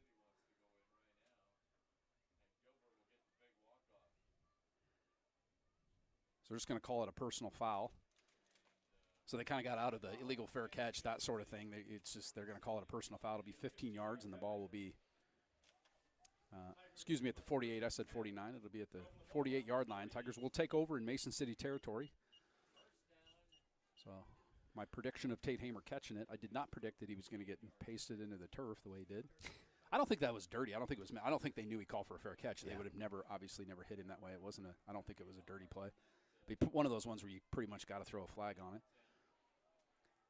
Trey Hansen will go in motion now from left to right. Henningsen will fake it to Veazey. He's going to throw it out to Tucker Hansen. He's got Burns and Larimore that pulled out to block on that wide receiver screen, and the Tigers will get 5 or 6 yards on first down. Yeah, there's been some good pursuit by those linebackers on that. He still did get 5 or 6 yards, but they haven't been completely fooled by it, that's for sure. This is a team, Mason City, that Tigers just really match up really well with, and I know Graham Lund, I talked to him really briefly earlier this week, and he said the same thing, that he said we're looking for a really, really close, good, competitive game tonight. Those games are always more fun to broadcast. 8:07 now to play as in the 3rd quarter. Henningsen looked like he's setting up a screen. But the ball's thrown out in the flat. I think it was thrown over the top of the head. It wouldn't have been catchable. That's not a factor in high school football whether the ball was catchable or not. But there was some contact out there. But there was a whole pack of players, and I think everybody just kind of got shoved into one another. Yeah, and I think Henningson's just basically throwing that that away. ball away Totally on threw it purpose, away. which was a smart play because there was nothing going there. So the pass is incomplete. Bring up 3rd and 5. Oh, my wife rings in and says, "Is the kicker Racinos?" Which it was. Racinos, that's it. That's who I was thinking of. Racinos, who kicked at Iowa. Thanks for that. Very, very good kicker. Nice. I would not have predicted Jana Stout would be the bearer of information. I would not have predicted Jana Stout would be listening to this game. Veazey will get about 3 or 4 yards. Tigers got a big decision now if they want to play field position or go for it. Thanks for I asked my tuning wife in, if honey. she's listening. She's like, "Oh, are you serious?" Here's the deal. 27 years. She's listened to me enough, I think, where she doesn't need to listen to me on the internet on a Friday night. So it's going to bring up 4th and 3. Tigers with Veazey on the field kind of got some options because he's their punter and he's also their running back. It looks like they're going to punt it, though. Yeah. Never mind. They're going to go with the Wildcat again. Tucker Hansen in the backfield. I'm going to guess this is a draw 'em offsides thing, but we'll see. They do the long count. Tucker Hansen will look over at, and they're going to switch Veazey over to the other side. Tucker Hansen still in the backfield, the Wildcat. He's going to catch the ball, run right behind Veazey, try to get around the corner. It was well strung out by Mason City. If Tucker can get to the corner and get the first down, he did not get it. He was met out there by Thomas and shoved out of bounds, and he's going to be short of the line to gain.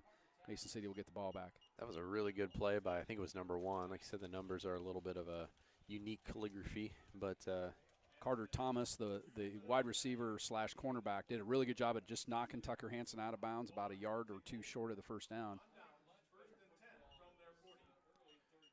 So after the fair catch and then the penalty, and Tigers' drive kind of stalls, they'll turn it back over to the Mohawks at the 40-yard line with 7:09 to play in the third quarter. 14-7, Tigers lead. Hobart working out of the shotgun for the first time of the night, I believe. And he's going to hand it off to, as if that's Amundsen, the first time all night. We met him in the backfield and absolutely snowed him under. That it was Amundsen. good response there by the Tigers. You know, kind of momentum shift in the game. Just got stopped on 4th down, and then first down play, they come out and stuff them, put them behind the sticks. So good job, good response by the Tigers. So whatever Mason City saw going out of the shotgun, I don't believe they've been in that formation all night. The Tigers snuffed it out quickly. He lost about a yard on that play. Now he'll be back up under center, as is the quarterback Hobart, with Amundsen behind him. We'll fake it to Amundsen. He's going to roll out, look to throw down the field. Throws it out to Thomas, but it's knocked away at the last second. A fantastic defensive effort there by, I believe that was Trey Hansen. It was. Yep, really well timed out. Wasn't a bad pass, and Trey kind of closed and just got his hand in there right on time and poked it out. So that'll bring up a 3rd and 10. Good chance for the Tigers to get the ball back here. Thomas and Trey Hansen with an extended conversation after the play. I think it was very good natured. I think Thomas was just giving him a thumbs up, said nice play. I think they were trying to get you some dinner suggestions for your wife tomorrow. I think that's what they're talking about. Guessing Trey Hansen would go with Jimmy John's, and I'm not taking her to Jimmy John's. 27 years, she deserves a little bit better than. Even if you got one of the deluxe subs? They're good subs, but I'm going sit-down restaurant. Throw across the middle, almost picked off by Burke Hansen. He was trying to get it to his slot receiver who broke out there. The Tigers did a really good job of putting pressure on Hobart, made him throw that probably a little quicker than he wanted to. Yeah, there were 2 or 3 Tigers right in his grill, went to the hot route there, and fortunately for the Tigers, that hot route happened to be right in Burke Hansen's gut. But apologize to Mason City listeners or viewers. I did not see who that pass was intended for. Really having a hard time with their numbers, and I apologize. Speaking of Thomas, Aaron Thomas has chimed in and says that he has now shut us off so he can watch the Braves game. So. Fake punt is coming our way. They've got a receiver wide open down the middle of the field that works to perfection. Thomas is going to have the ball all the way down inside. They snapped it to one of the short blockers and execute the fake punt about as well as you can do it, Troy. Yep, there was absolutely nobody probably within 15 yards of him when he caught the ball, and the only person to really stop him was Tucker, who was deep for the Tigers. So big gamble plays off for Mason City here, as now they're in business at the 24-yard line of Gilbert. It was a bit of an ugly pass, but it didn't need to be pretty. There was nobody anywhere near Carter Thomas, the junior wide receiver. He was right in the middle of the field with a blocker in tow. Tigers are really lucky that didn't go for a touchdown, Troy. We'll see if their defense can stiffen up here and maybe even hold Mason City to a field goal. They're going to give it to Amundsen again, the right side. He'll cut back and get 5 yards on first down. Yeah, it was a big, big play in this game. It looked like the Tigers had kind of shifted momentum back, and then that fake punt totally changes the dynamic, obviously, of the drive, and Mason City going down to try and tie this up. Super well executed by Mason City. Tigers got caught. Just not expecting it. They'll give it to Amundsen this time. He's going to go right. He's going to get close to a first down. Looks like he will. He had to get inside the 15. They're going to mark it right at the 15. That should be. I think he's flashing third. I'm going to say he was down just short of the line to gain. It's going to be less than a yard that they'll need. The ball's sitting right at the 15. Generally, they start. It looks like he's got to get to the 14, so he's going to be a full yard short. 5:05 to play in the third quarter. Clock is running. Tigers lead 14-7. Mason City in the red zone. I don't know that they've been in the red zone all night. They fumbled right at the 25. The ball ended up inside the 20, but I'm not sure Mason City's been inside the 20 tonight. They were for their first touchdown. I mean, other than that. It's going to be enough for a first down. Amundsen will plow forward down to the 7-8 yard line. It's another first and goal situation for the Mohawks here. Clock continues to tick away in the third quarter. We're down to about 4:40 left. It's been all Mohawks so far this half.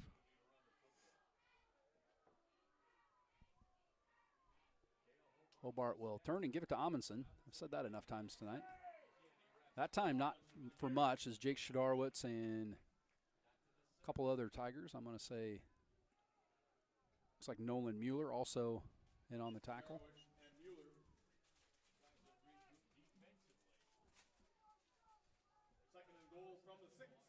Tucker Hansen getting a little medical attention on the sideline. He's not in the game right now. That's probably noteworthy. Tigers has caught a little bit defensive kind of scrambling around here. They get everybody set.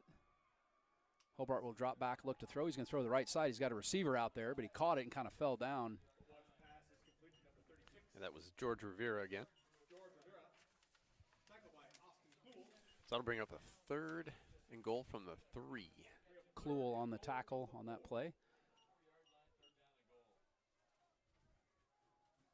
Mason City does have a good kicker. We saw it in the extra point. Very adept kicker, so they do have options here if they don't make it. They've got to get into the end zone here. Hobart will turn, give it to Amundsen up the middle. Don't think he's going to make it unless the pile gets pushed in. He was stopped short. That's going to bring up fourth down. Now they marked it.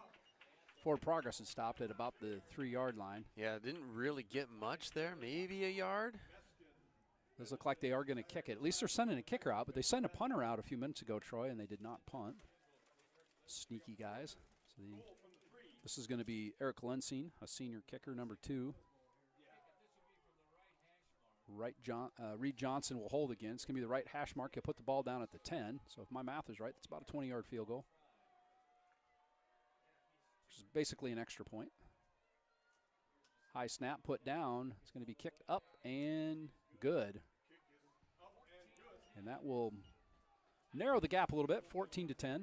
Yeah, after that, after the play there, I think that's a win for the Tigers to kind of pull together, righten the ship a little bit, and keep the lead. So the last play that Tucker Hansen was in there was the tackle he made on the fake punt. He's still on the sidelines. So we'll see what happens there. Hey, let's maybe do some acknowledgement of the cheerleaders. Oh, we yeah. haven't. Do you got a list of them? I do. I'll read them off because I've got them right here. Go for it. Allie Austin, Eden Bruner, Dre Driggers, Sierra Lizer Webb, Ashley McConville, Laura Schwenderman, Melanie Vogel, Julia Bentz, Emilia Hostetler, Reagan McConville, Tyler Pudens, Carly Dolan, Claire Lewis, Olivia Schulka, Jessica Stoker, Jenna White. The cheer coaches are Jordan Sitzma and Jen McGuire. They need to do 2 coaches because there's about 24 cheerleaders. Yeah. Ball boys tonight, Easton Van Cleve, Mason Griffin, Jordan Martinick, and Cam Zur. Those are middle school kids that I see every day, and fantastic group of boys. Our managers, student managers, let's mention them while we got a minute. Perfect. Ryan Hinderacker, Holly Nissen, Lexi Anderson, Kylie Franzen, Hallie Woodback, and Addie Pink. Good group of folks all there. The Tigers coaching staff, Graham Lunn, of course, my neighbor, lives across the backyard. I don't mind dropping names. I'm neighbors with well, Graham you're Lunn. pretty important. Pretty important because of that. Kyle Van Winkle, Randy Sneezik, Tracy Ryle, Andy Moore, Solomon Farner, Mike Nordine, John Davis, Chris Benda, Cody Sitzma, Jake Hansen, Jeff South, and Cale Jensen. So the Sitzmas in the fall, they kind of know what they're doing on Friday nights. They're coaching cheerleaders and football players. That's Jordan Sitzma's husband that's helping out. And Is this the first year that the cheerleaders have enough depth to actually field an 11-man team? I think so. It is a big crew of cheerleaders. They do an awesome job. They do. They got, that's pretty cool uniform. They got the kind of the track sweat look with going on. Those are kind of neat to have. It's kind of a chilly night. Good It night is a chilly night. Wonder if they get free hot cocoa or anything like that. They should, Troy. They should. So Lansing will kick off. Last time he did that, I predicted he'd pooch it up to Tate Hamer. I'm going to say he's not going to kick it to Tate Hamer this time. I'm guessing if he does any fair catches, he's going to stick the hand up a little higher this time. This time they kick it deep. It's going to be a touchback. It actually bounced in the end zone. Even if it bounces on the 5 and goes in the end zone, it's a touchback by high school rules. That one went into the end zone. And I don't know if that was designed because Tucker's not in there, but right now they're Trey back there along with maybe it was Joe. I'm not sure who the other one was. Trey Hansen very adept at running with the ball after he catches it. So Tigers will send their offense back out, minus Tucker Hansen. He's over on the bench. And not in the starting or in the 11 guys that come out.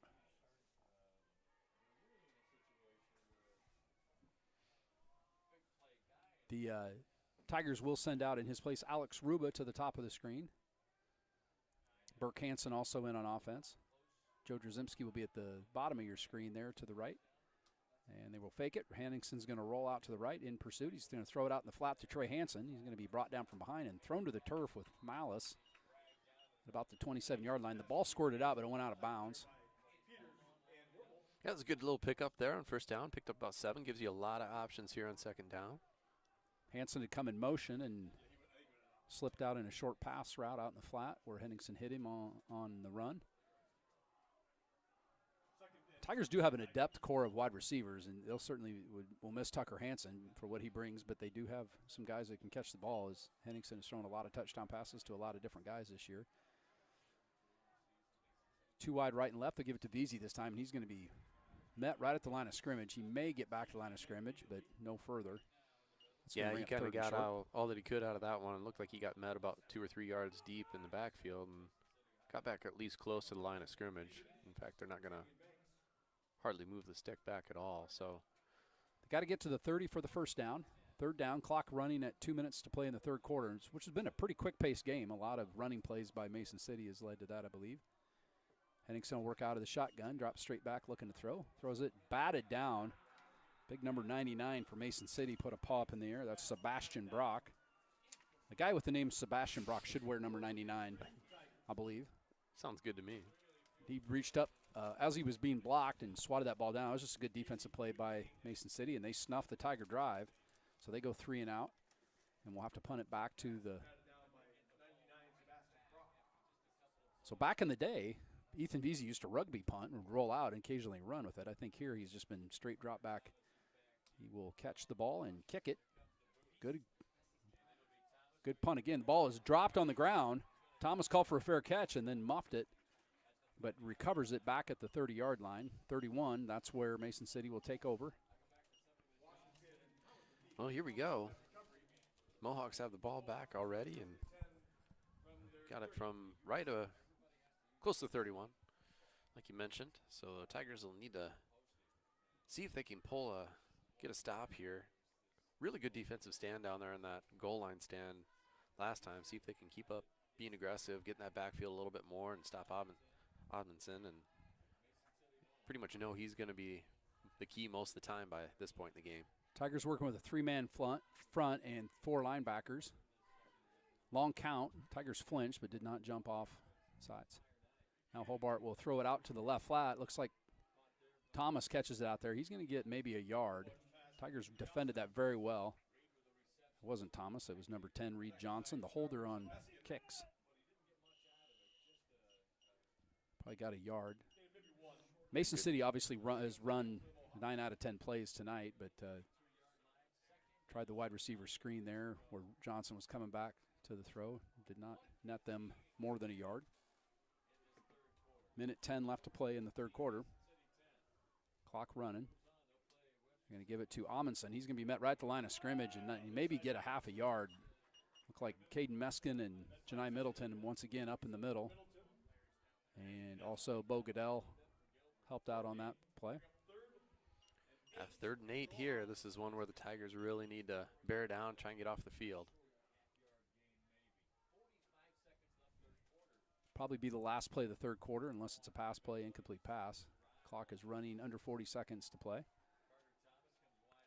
Trey and Burke Hansen down here in the bottom half playing the corner safety spots. Hobart will drop back, look to throw. Under pressure, throws out in the flat. It's going to be caught. Tackle is broken. It's 36 Rivera, and he's going to get all the way down inside the 35-yard line. Good throw and catch. The Tigers put a lot of pressure on Hobart, but completes the pass to Rivera, and a nifty pitch and catch moves the chains.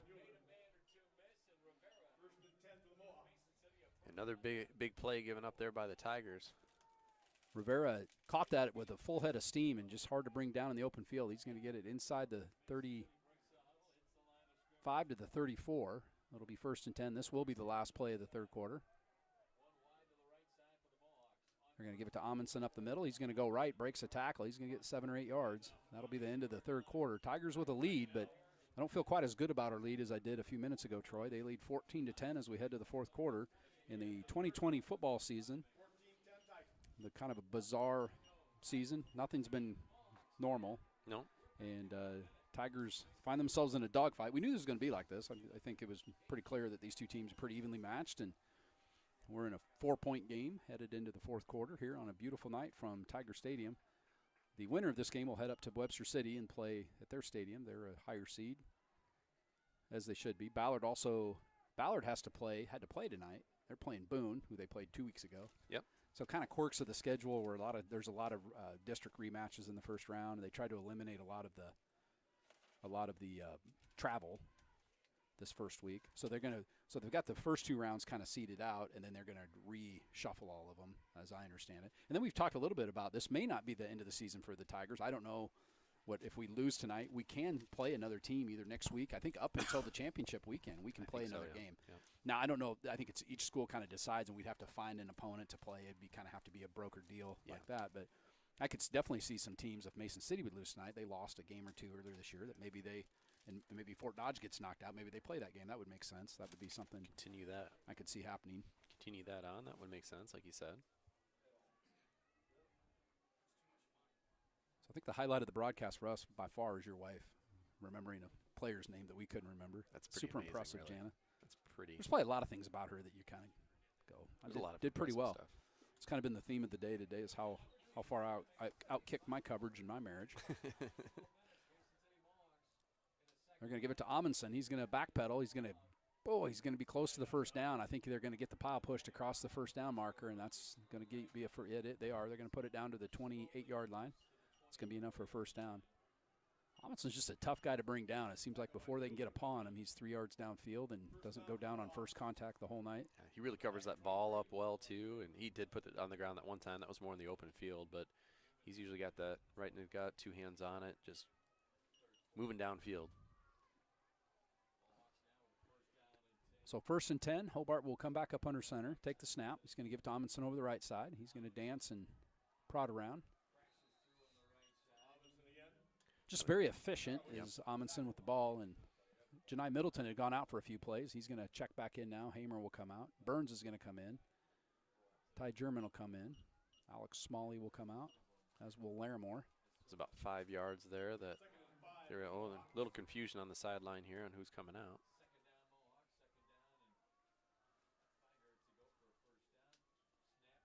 Amundsen will give it up the middle. Burns met him at the line of scrimmage. He's going to bowl forward.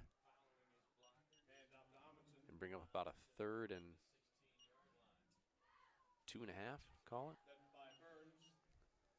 Say under 3 yards. 3rd and 2. Pat Starr says it's 3rd and 2. We go with 3rd and 2. Pat Starr's eyeballs are older than ours, but they're better. So big 3rd down play now. Hobart will give it to Amundsen over the right side. He is going to get It's going to be close. I think they're going to mark him a little bit short, Troy. I looked at the official on the far side. He's marking him short. They stopped the clock. I'm not sure why they stopped the clock. This is maybe a measurement situation. It would be big because this would bring up a 4th down if it is short. Looks like they are going to stop it and have one of the more exciting plays in high school football, the measurement. I wish we had some Some of that dramatic music, some dramatic Da, da, background. da, da, the Monday Night Football Yeah. theme would be a good Yeah. one to do. We joke around about that. You don't see a ton of measurements anymore. Generally, they put the chains on hash marks, a little easier to tell, but they will trot the chains out. I think Todd Hamer's on that crew over there, Jamie Lenz, some of those guys. I predict he's going to be a little short, but I could be wrong. Well, it's going to be a first down by about a half a football. So with 10:22 to play in the fourth quarter, Mason City has got the ball inside the 15, 1st and 10. They can pick up another first down before they get to the end zone. Yeah, Ben big Amundsen series here. has been a workhorse. I'm just Yeah. saying I would expect him to get the ball at least once or twice in the next 3 plays. So I've got him on Varsity Bound as having 59 carries on the year. I think he has 57 tonight so far. They have used him a lot. The Tigers really have not done much to abate Ben Amundsen. He's in the backfield behind Hobart. He'll turn around. He's going to give it to him. He's going to go left. He's got some room. Tigers got to get him down. Oh. And, boy, just tripped up at about the 10-yard line out there by Burke Hansen, or Amundsen would have been in the end zone. Yeah, just tripped him up.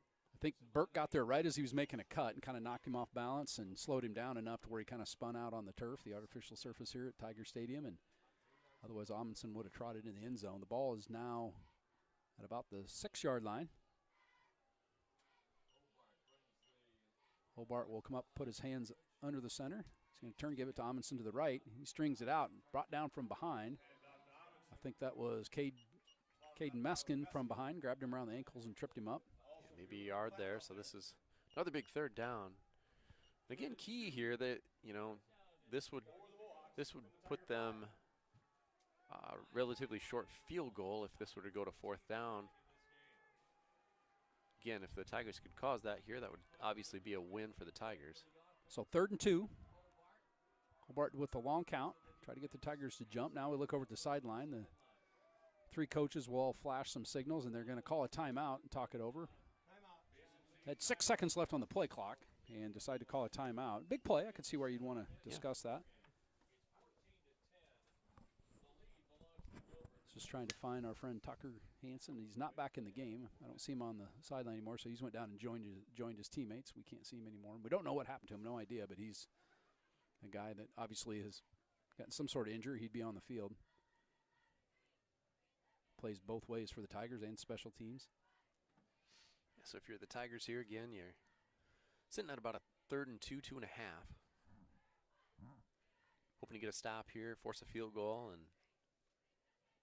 get that offense back rolling a little bit. Great crowd here for the Tiger student section. There's even a dinosaur that has shown up, and SpongeBob along with his buddy Pat Starr. Yep. Not the Not one that's the Pat Starr. No, Just a Pat Starr. a Pat Starr. A Not the different famous one. different Pat Starr. Most people think that Pat Starr was named after the character from SpongeBob. It's the other way around, clearly. So back to the action now, 3rd and 2. I got to think this is going to go to Ben Amundsen. That's who they've given it to most tonight. Hobart up under center. Long count. He's going to turn, give it to Amundsen over the right. He's going to get the first down, I think, Troy, right at the stakes. Boy, We'll yeah, see. Well, Maybe where not. he's coming in from the side, I don't think so. They're going to mark him short, 4th Yeah. down. I thought he fell forward, but I was just kind of it looked like he had enough, but they're going to mark him a little bit short. It's going to They're bring it lining 4th up and quickly here. 1. So Hobart will go with the quick set. Huge play in the game. He just keeps it and goes over the right side. He's going to have the first down. Tigers pushed him back. He only got a yard, but he only needed about 6 inches. That will be the first down. I don't think we've seen Hobart carry it once tonight. He just took the snap, went right over his right side of his center and his right guard and got the first down. 1st and goal now for Mason City from the 3-yard line. Ticking down about 8:20 left in the fourth quarter in the game here. Tigers need a miraculous stop here. Mason City has really knifed the Tigers defense on this drive.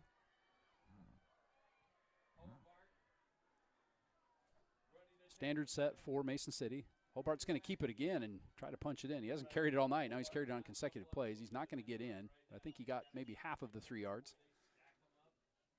So we'll say it's inside the 2. I have no idea who made the tackle on that one, Troy. There's a lot of Go with black shirts. A lot of black shirts there. Maybe a linebacker. This isn't a good place for me on the field to be able to see very well either. I'm kind of looking out the window at an odd angle. Ball's sitting at about the 1 yard line, 1.5 maybe. Hobart will take the snap. He's going to give it to Amundsen over the right side, and he's going to waltz into the end zone. He'll be in with very little resistance, and that will give Mason City their first lead of the night, 16-14, point after touchdown pending. Big extra point here for Mason City, though, to get that to 3. The Tigers do have a good kicker in their own, Evan Weary.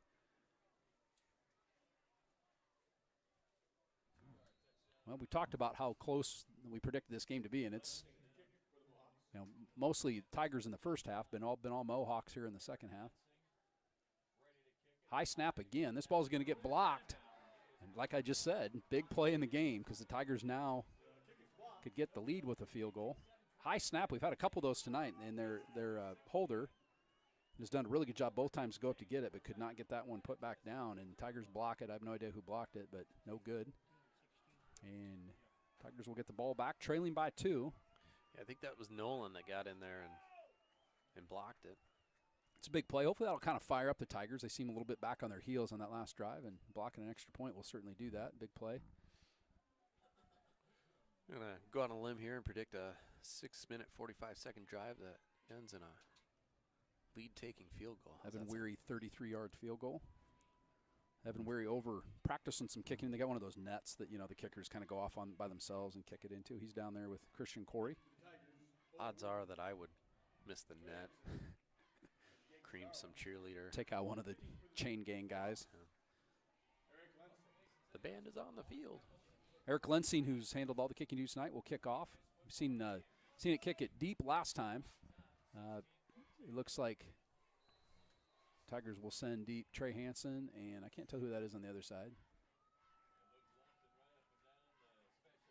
Lensing will kick it deep. It looks like it's going to be caught by Trey Hansen inside the goal line and backs up into the goal line. That ball is live. He's going to bring it out past the 20 to the 25, where he is going to be snowed under at about the 28-yard line. A pretty good return. A little bit further out than he ended up in the end zone. He caught it about the 2, backed up into his own end zone and brought it out. So good run there by the Tigers. I think that was Owen Werth, 31, that was back there deep with a. Did you see I bought you a Milky Way? They were 2 for $1. As cheap as I am, I couldn't pass up a good deal like that. 358 viewers. Oh, that's got to be some sort of record, I think. That's pretty good. We want to thank each and every one of you for listening tonight. Again, thanks to Tim Pizzetti and the Gilbert Booster Club for ponying up the dough for us to go on the air. It did cost money to put this one on. Normally we can do it for free. Henningson's going to roll left. He's got Drzymski out there. He's going to throw it out to Trey Hansen at the 35. I thought he was going to come under to Drzymski. Throws it back to Trey Hansen's going to get close to a first down. He's going to go out of bounds. I think they're going to mark him a couple yards short. It's hard to tell over there. He got shoved out of bounds where he stepped out. It's going to be out to the 30, looks like 36 and a half. Yeah, pretty good little play. I think it was covered up pretty good early, and then I think Trey kind of made a break toward the outside. Tanner found him, and good solid gain on first down there. Clock stopped at 7:15 to play in the game. Tigers trail by 2. Henningsen will give it underneath to Veazey. Veazey will stutter step, break a tackle. He's still on his feet, going to get past the 40. They're going to throw a flag. It's not going to matter. They're going to get somebody back behind the play for holding. I'm about 90% sure. There's a lot of activity back there. I kind of quit watching the run and was watching the play because I thought they were going to brush it up. They're going to call the Tigers for holding. I'm not going to argue with that call. It wouldn't really matter because I'm up here and the refs can't hear me anyway. But we disagree. What I saw looked like some sort of foul. So a big run by Veazey will be negated by the holding call. The Tigers will get a replay of the down.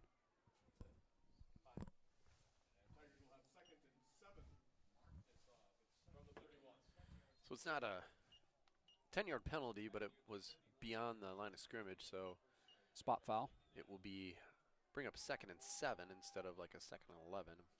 Henningsen will roll right now. They flood that side of the field. He throws it downfield. Trey Hansen catches it about the 41, but he was wrapped up immediately there by Thomas.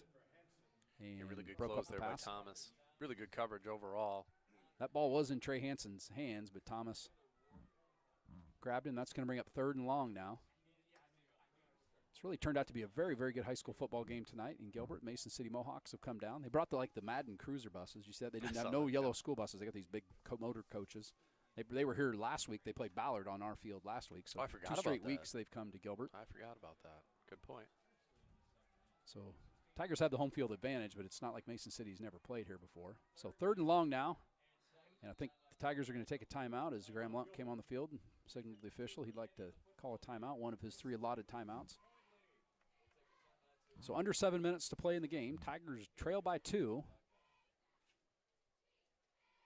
Mason City had just scored to make it a 2-point game and had the extra point block. The Tigers kind of to the Tigers' advantage. They don't need a touchdown on this drive. They could get a field goal to win the game, or field goal. They would have had a field goal to tie it. I'm just saying they can win the game now with a field goal instead of tie it, which could be significant.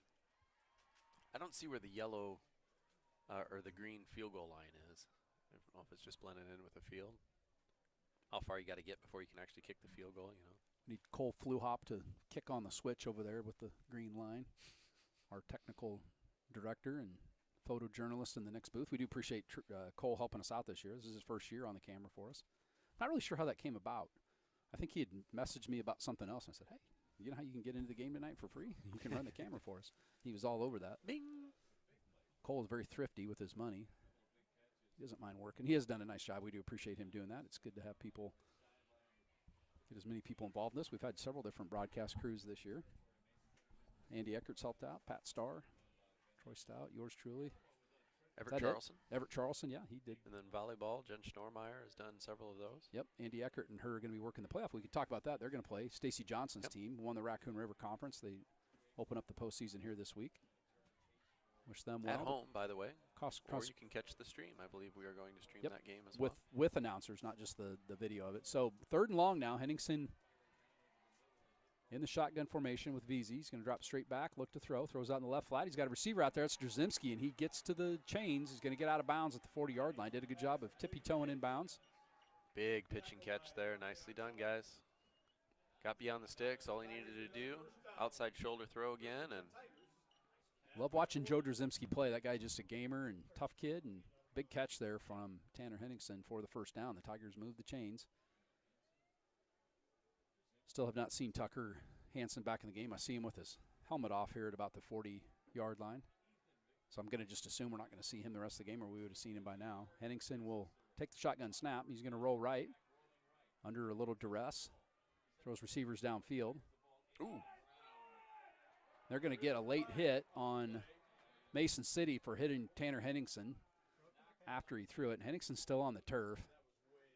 Gilbert coaching staff really upset with how that went. So I think if Tanner can't get up, we'll see Burke Hansen here in a minute at quarterback. So I did not see it. I kind of looked downfield to where he threw it to make sure the ball got back to the line of scrimmage. Yeah, I saw the end of it. There was no receiver in that area, and I just wanted to make sure he was throwing it away and got it there. So I did not look back beyond the. So it's going to be a roughing the passer call. It's an automatic first down for the Tigers by rule.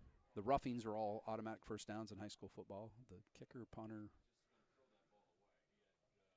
Yeah, Henningsen just threw it downfield to get rid of it to avoid the sack, and one of the Mason City players that hit him well after the play was over. Did you see it? I didn't see it. I just saw the very end of it. I know the coaches were really upset, and Tanner's still on the ground. So best wishes to him. Hopefully it's nothing serious. Burke is warming up. On the optimistic side of things for the Tigers, the ball is now on the Mason City side of the field with 6:41 left in the game. Ball will be at the 45-yard line in Mohawk territory. Burke Hansen has played many snaps at quarterback this year. This isn't going to be his first time in at quarterback. They've actually used him in certain situations to run out at quarterback. We saw that probably more at the first half of the season than we have in the second half. Henningsen's taken the majority of the snaps. And Burke's a little bit more of a dual threat than Tanner is, maybe a little bit. Runs a little bit more, throws a little bit less.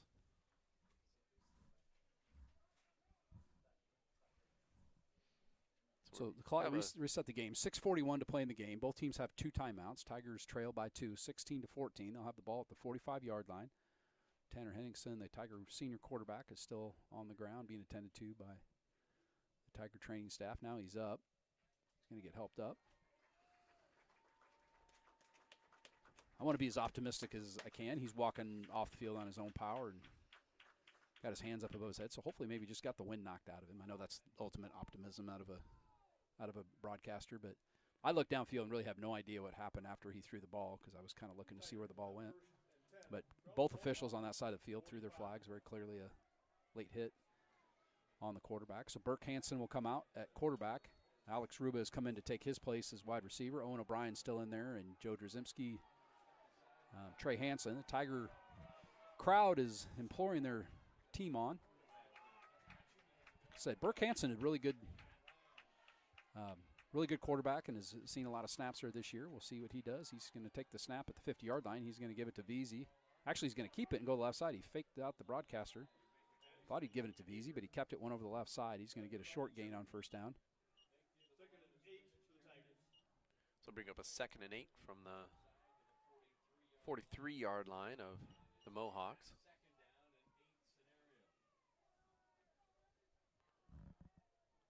So 2nd and long. Tigers season in the balance. He's going to fake it to Veazey. He's going to roll right. He's going to get snowed under at about the 47-yard line. That was just it looked like maybe Burke was going to look to throw the ball downfield, but never really got there to get his feet set up. He's going to get pulled down. It's going to be 3rd and +10 now, 3rd and 12. Big down here, so you don't have to make the decision of whether you're going to go try and punt this away and get it back, or maybe go for it in 4-down territory. Clock's ticking at 5:30. 15 seconds left on the play clock. They get the play in. Tigers will run up the line of scrimmage without huddling. They've got Spencer Klatt and Drzymski and Trey Hansen all to the left. Rubo to the right. Burke Hansen at quarterback. He's going to drop straight back, look to throw. Throw a screen out, and he one-hop Veazey. He had him out there with some blockers, but kind of short hop Veazey. So stop the clock with 5:17 left. Tigers have a decision to make here. 5 minutes 17 with 2 timeouts. So big decision, and they're going to actually bring out Christian Corey to maybe try to pooch punt it down to get it, pin Mason City back. This is a 50-50 call. This is why Graham Lunt's the head coach. Tough decision for him, but he's going to send his punter out there and let his defense try to get the ball back with 5 minutes to go in the game and 2 timeouts. Christian Corey will stand at the 40, or he'll kick it away. Good snap, and nice high wobbly kick. Veazey's down there to cover it. It's going to hit the 20, come back about to the 21, where it'll be downed out there by Tate Hamer. So Mason City will have the ball. 5:09 to play in the game. Really exciting high school football game tonight. Troy Stout and yours truly, Trent Becker, on the call. Thanks for listening in wherever you're at. I want to thank again Tim Pizzetti and the Gilbert Athletic Boosters for allowing this video. This would just be audio, and man, I can't imagine that number wouldn't be about half because they don't want to listen to us. You have a smooth Jim Nance voice. Just kind of lulls you into happy places. I'm just old, and it's after 9 o'clock. That's what that's all about. Oh, it's past your 52. bedtime. It's way past my bedtime. It's like the Bob Ross of Mohawk ball now. They'll give it to Amundsen over the right side, and the Tigers really good job on first down. They'll snow him under. Looked like Caden Meskin was in there early, as was Tate Hamer. And Joe Larimore also in on the tackle. You got to think here, I mean, the Mohawks have been pretty hesitant to throw most of the game. They've had a couple of successful big pass plays, but few and far between. It's mainly been Amundsen, and you would think that's basically going to be their directive here, is hand it to him. And Tigers really need a 3 and out here. Yep. Get the ball back. The clock's running, 4:30 to play. Hobart's just going to stand at the line of scrimmage, lets more clock run off. Now he goes under center. Takes a snap. He's going to pitch it out to Amundsen. Nowhere to run. Tigers stop it up. Amundsen does a good job of stepping back and getting it out. He really turned a 4-yard loss into about a 2-yard gain. But Tigers, again, a good position, 3rd and long. They're going to have to snap this at about 3:45 or so to play in the game. Be 3rd and 8. Tiger so what do you do, Mason? Getting into it, a lot of stomping around. Do you throw here and run a risk of stopping the clock if it's incomplete and turning the ball back over the Tigers with the clock stopped, or do you just put the ball in the hands of your stud running back? I'm going to guess they're going to give it to Amundsen. Hobart will again stand over the line, letting a little more time run off the clock. Take the snap at about 3:45. Like I said, they're going to give it to Amundsen. He breaks through. He's not going to get the first down. Now the Tigers might think about taking a timeout. And they don't, though. They're going to get the ball back without the timeout, so they'll have 2 timeouts. Of course, that's assuming that Mason City's going to punt it, Troy. They've been a little shifty and sneaky on the punts tonight. Probably the play of the game was that fake punt because it got them a short field touchdown. And Spencer Klatt's going to go back to return the punt. This is where we normally would see Tucker Hansen deep to receive it. But Spencer Klatt probably will be told to fair catch this if it's any height. They will kick it this time. And Spencer Klatt will fair catch it at about the 37-yard line. Caught it on the ground, so it didn't even matter if he'd fair caught it. So here it is, 3:03 left. Really quite a bit of time. 2 timeouts left. You get the clock stop on a first down. You're not pinned deep. You're close to the 40-yard line, your own 40-yard line. Just looking to see if Tanner Henningsen, where he was at on the field. I don't see him, which is a good sign because it means he might be in the huddle. I don't know if he's going to come back in. I do see him in the middle of the huddle, and he is going to be coming back in the game. That's good news for the Tigers. Nothing against Burke Hansen, but you want your senior quarterback, Tanner Henningsen, who's had a fantastic senior year, to be out there commanding your team. He will start at his own 39-yard line, 3:03 to play in the game. Henningsen will take the snap. He's going to roll right with VZ out there providing some protection. He's going to step up in the pocket. He drops the ball, and Mason City's going to recover it. Oh, my goodness. So he stepped in the pocket to throw. He had a receiver downfield, and a lineman behind him knocked the ball out of his hand.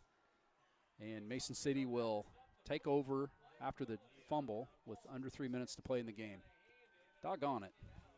Yeah, that's just really too bad. He was trying to buy some time, and somebody just bumped him on the arm, and, of course, it happened to hop right to a Mohawk. So not the end of the game yet. Kind of the wind coming out of the sails, yeah. Wind coming out of the sails. You can stop the clock twice here. They just simply cannot give up a first down or this game's over. This is where you will definitely see a steady diet of Ben Amundsen as we've seen tonight. They will give it to him over the right side tonight, and he's going to get hit by Goodell, and Spencer Klatt pushed back after a 2-yard gain. Tigers will take their first time out with 2:50 to play in the game. Amundsen's actually on the... Thanks to Tim Pizzetti, just came up to kind of high five the press box crew and thank us for us. We want to thank him. We wouldn't be doing video tonight. Amundsen is writhing in pain. This actually doesn't look good.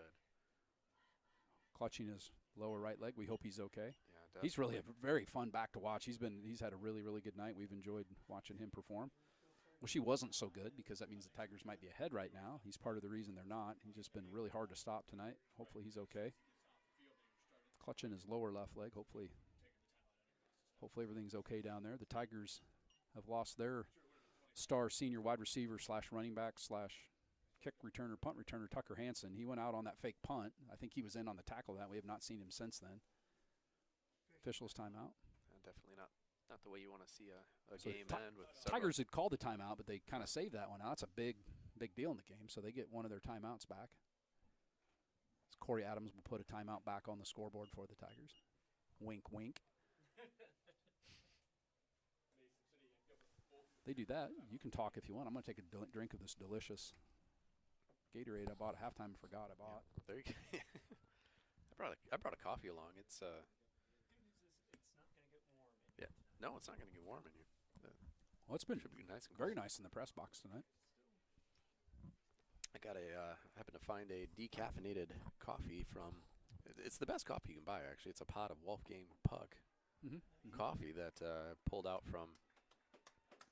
out from the cupboard. It's probably from a hotel stay pre-COVID. So it's probably the best coffee you can buy. Like to save the coffees out of the hotel. Amundsen did get off. He's actually jogging on the sideline now, so maybe a cramp that's or good something. News. I don't know. Yeah. I hope that's all it was. I was going to say that, but on a cold night, you wouldn't think that. You wouldn't think, but you never know. So the clock will start. Tigers did not end up. They called a timeout, but then were able to save it because of the. So it's kind of their advantage. 25-second play clock as opposed to 40, so they save 15 seconds on the transaction. So Amundsen not in there tonight. So for the first time tonight, I'm going to say he is not going to get the ball on this carry. Troy. Hobart will give it over the right side. That's to Dalen. That's Connor Dalen. Connor Dalen, yeah. He will lug forward. And now the Tigers will take a timeout. 2:21 to play in the game. Tigers trail by 3. They'd gotten the ball back after a really good defensive stand. They sent the Mohawks offense out 3 and out, but on the first play from scrimmage, Tanner Henningsen had the ball knocked out of his hand. It's technically a fumble, but it was just a really good defensive play. Somebody behind him he didn't even see knocked the ball out of his hands and bounced one time on the turf right into the waiting hands of a Mohawk defender. That'll bring up a 3rd and 4 here for the Mohawks. So somebody just texted and said, were we charged with the timeout? We weren't on that injury, but we just took one now. So we still have one left. Brett Hager, my neighbor down the street, you know Brett, I think, lives next to Tim Pizzetti. Between him and Jacobson, listening at home, probably in his garage. He's got a TV out there in his garage. He's got one of those garage man caves. Sometimes I stop in there and catch a little football with Brett. It's not a bad deal. I'm sure he's there with his boys, Elliot and Henry. Henry's just a spanking newborn, just born a few weeks ago. From the 32-yard line. Brett had asked us if we would broadcast Henry's birth, but we didn't think we would get that by the Booster Club school board or anything. That'll cost $250 too. So 3rd and 5 now. Hobart will give it over the right side to Connor Dalen, and he's going to be enough for a first down. And that.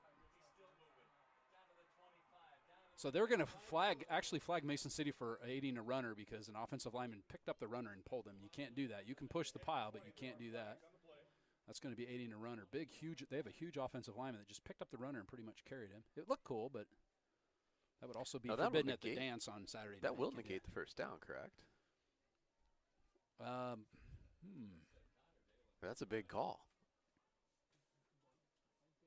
I think that is a spot foul.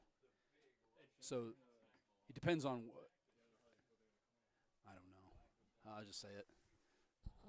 I've never had to call this in a game. In fact, I don't think I've ever seen it called. It's not a post, It's a live ball foul. Live ball so foul, it would be a spot foul. It's just 5 yards, so they are going to get first down. So the difference would be back. It'd be no different if it was holding 12 yards down the field. Okay. They just move it back. So it will be a first down.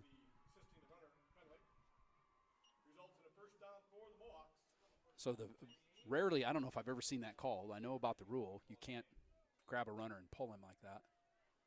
And he clearly did. But he will get the first down. He was well past the first down before that happened. So clock's running with 2 minutes to go in the game. Mason City will really take their time here. They're going to snap this at about 1:45 or so left in the game. Hobart will come up to center. They're going to give it to Connor Dalen. He's going to go up the middle, and he's going to knife through and get 7 or 8 yards. Where's this guy been all night? Pretty good number 2 option for Mason City. We have not seen Amundsen come back in. Tigers will take their final timeout. Looked like somebody shot him out of a bow. It's like an arrow shot out of a bow. So unless we have flashback, and I don't know, you might be too young to remember this, when Joe Pisarcik was going to run out the clock and he faked the handoff to Larry Zonka, and they fumbled it. And it was picked up by Herm Edwards and returned for a touchdown. Yes. Miracle in the Meadow, was it the Miracle in the Meadowlands, I think? Barring something like that, they should be able to, they need 2 yards. Tigers out of timeouts now, can't stop it. So if you do a little math, Tigers could get the ball back, but they're not going to have much time when they do with no timeouts if they could stop them.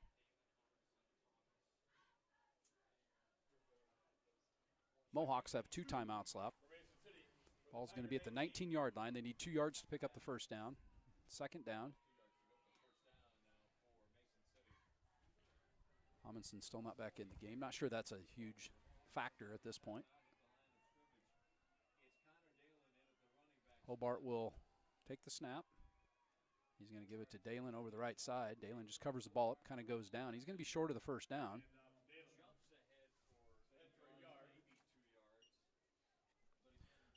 So down to a 3rd and 1 here.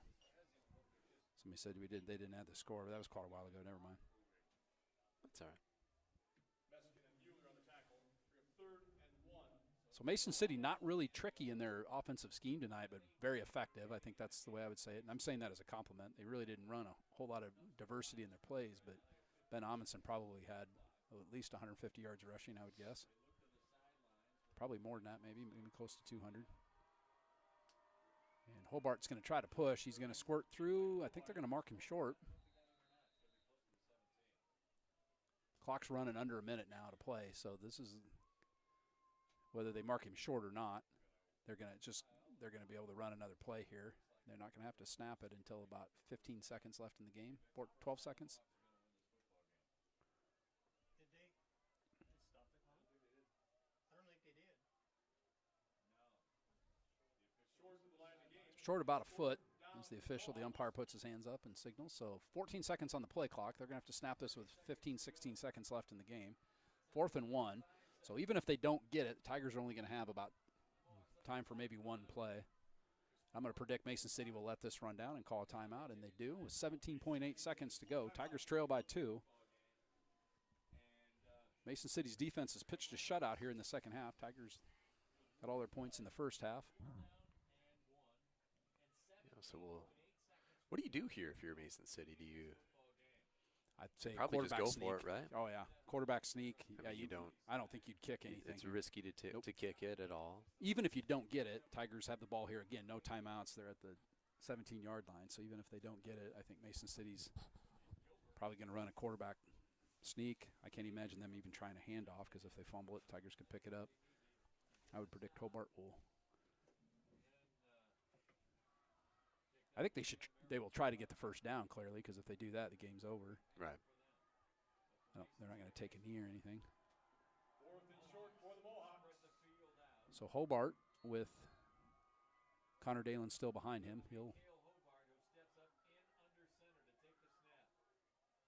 They will give it to Connor Dalen. He's going to have the first down, and that will do it. They'll stop the clock briefly while they move the chains, and then they'll wind it. And the Tigers are going to have their regular season end 16-14. No idea if the Tigers are thinking about playing an optional game. If they do, especially if the Tigers host, I think we would certainly try to broadcast that if we could. But thanks for all of our listeners who have tuned in this year, whether this is the last game or not. We appreciate your patronage. And Troy, tough loss in Graham Lunt's inaugural season. He drops a heartbreaker to the Mason City Mohawks 16-14. Mason City will advance up to play Webster City next Friday night up in Webster City. Thanks for helping me out, partner. And thanks to all the seniors for everything you did this year and helping to have a really solid season. And we will, like you said, broadcast the volleyball game this week, and we'll let you know the details on that at a later date. We'll push that out on social media if we do it. Again, Tigers lose a heartbreaker 16-14 to Mason City and end their regular season at 4-3. Congratulations to Graham Lunt on a fantastic rookie season here as the Tigers head coach, and a lot to build on and good things coming next year. Again, thanks, Troy, for listening. This has been Tiger Football on YouTube.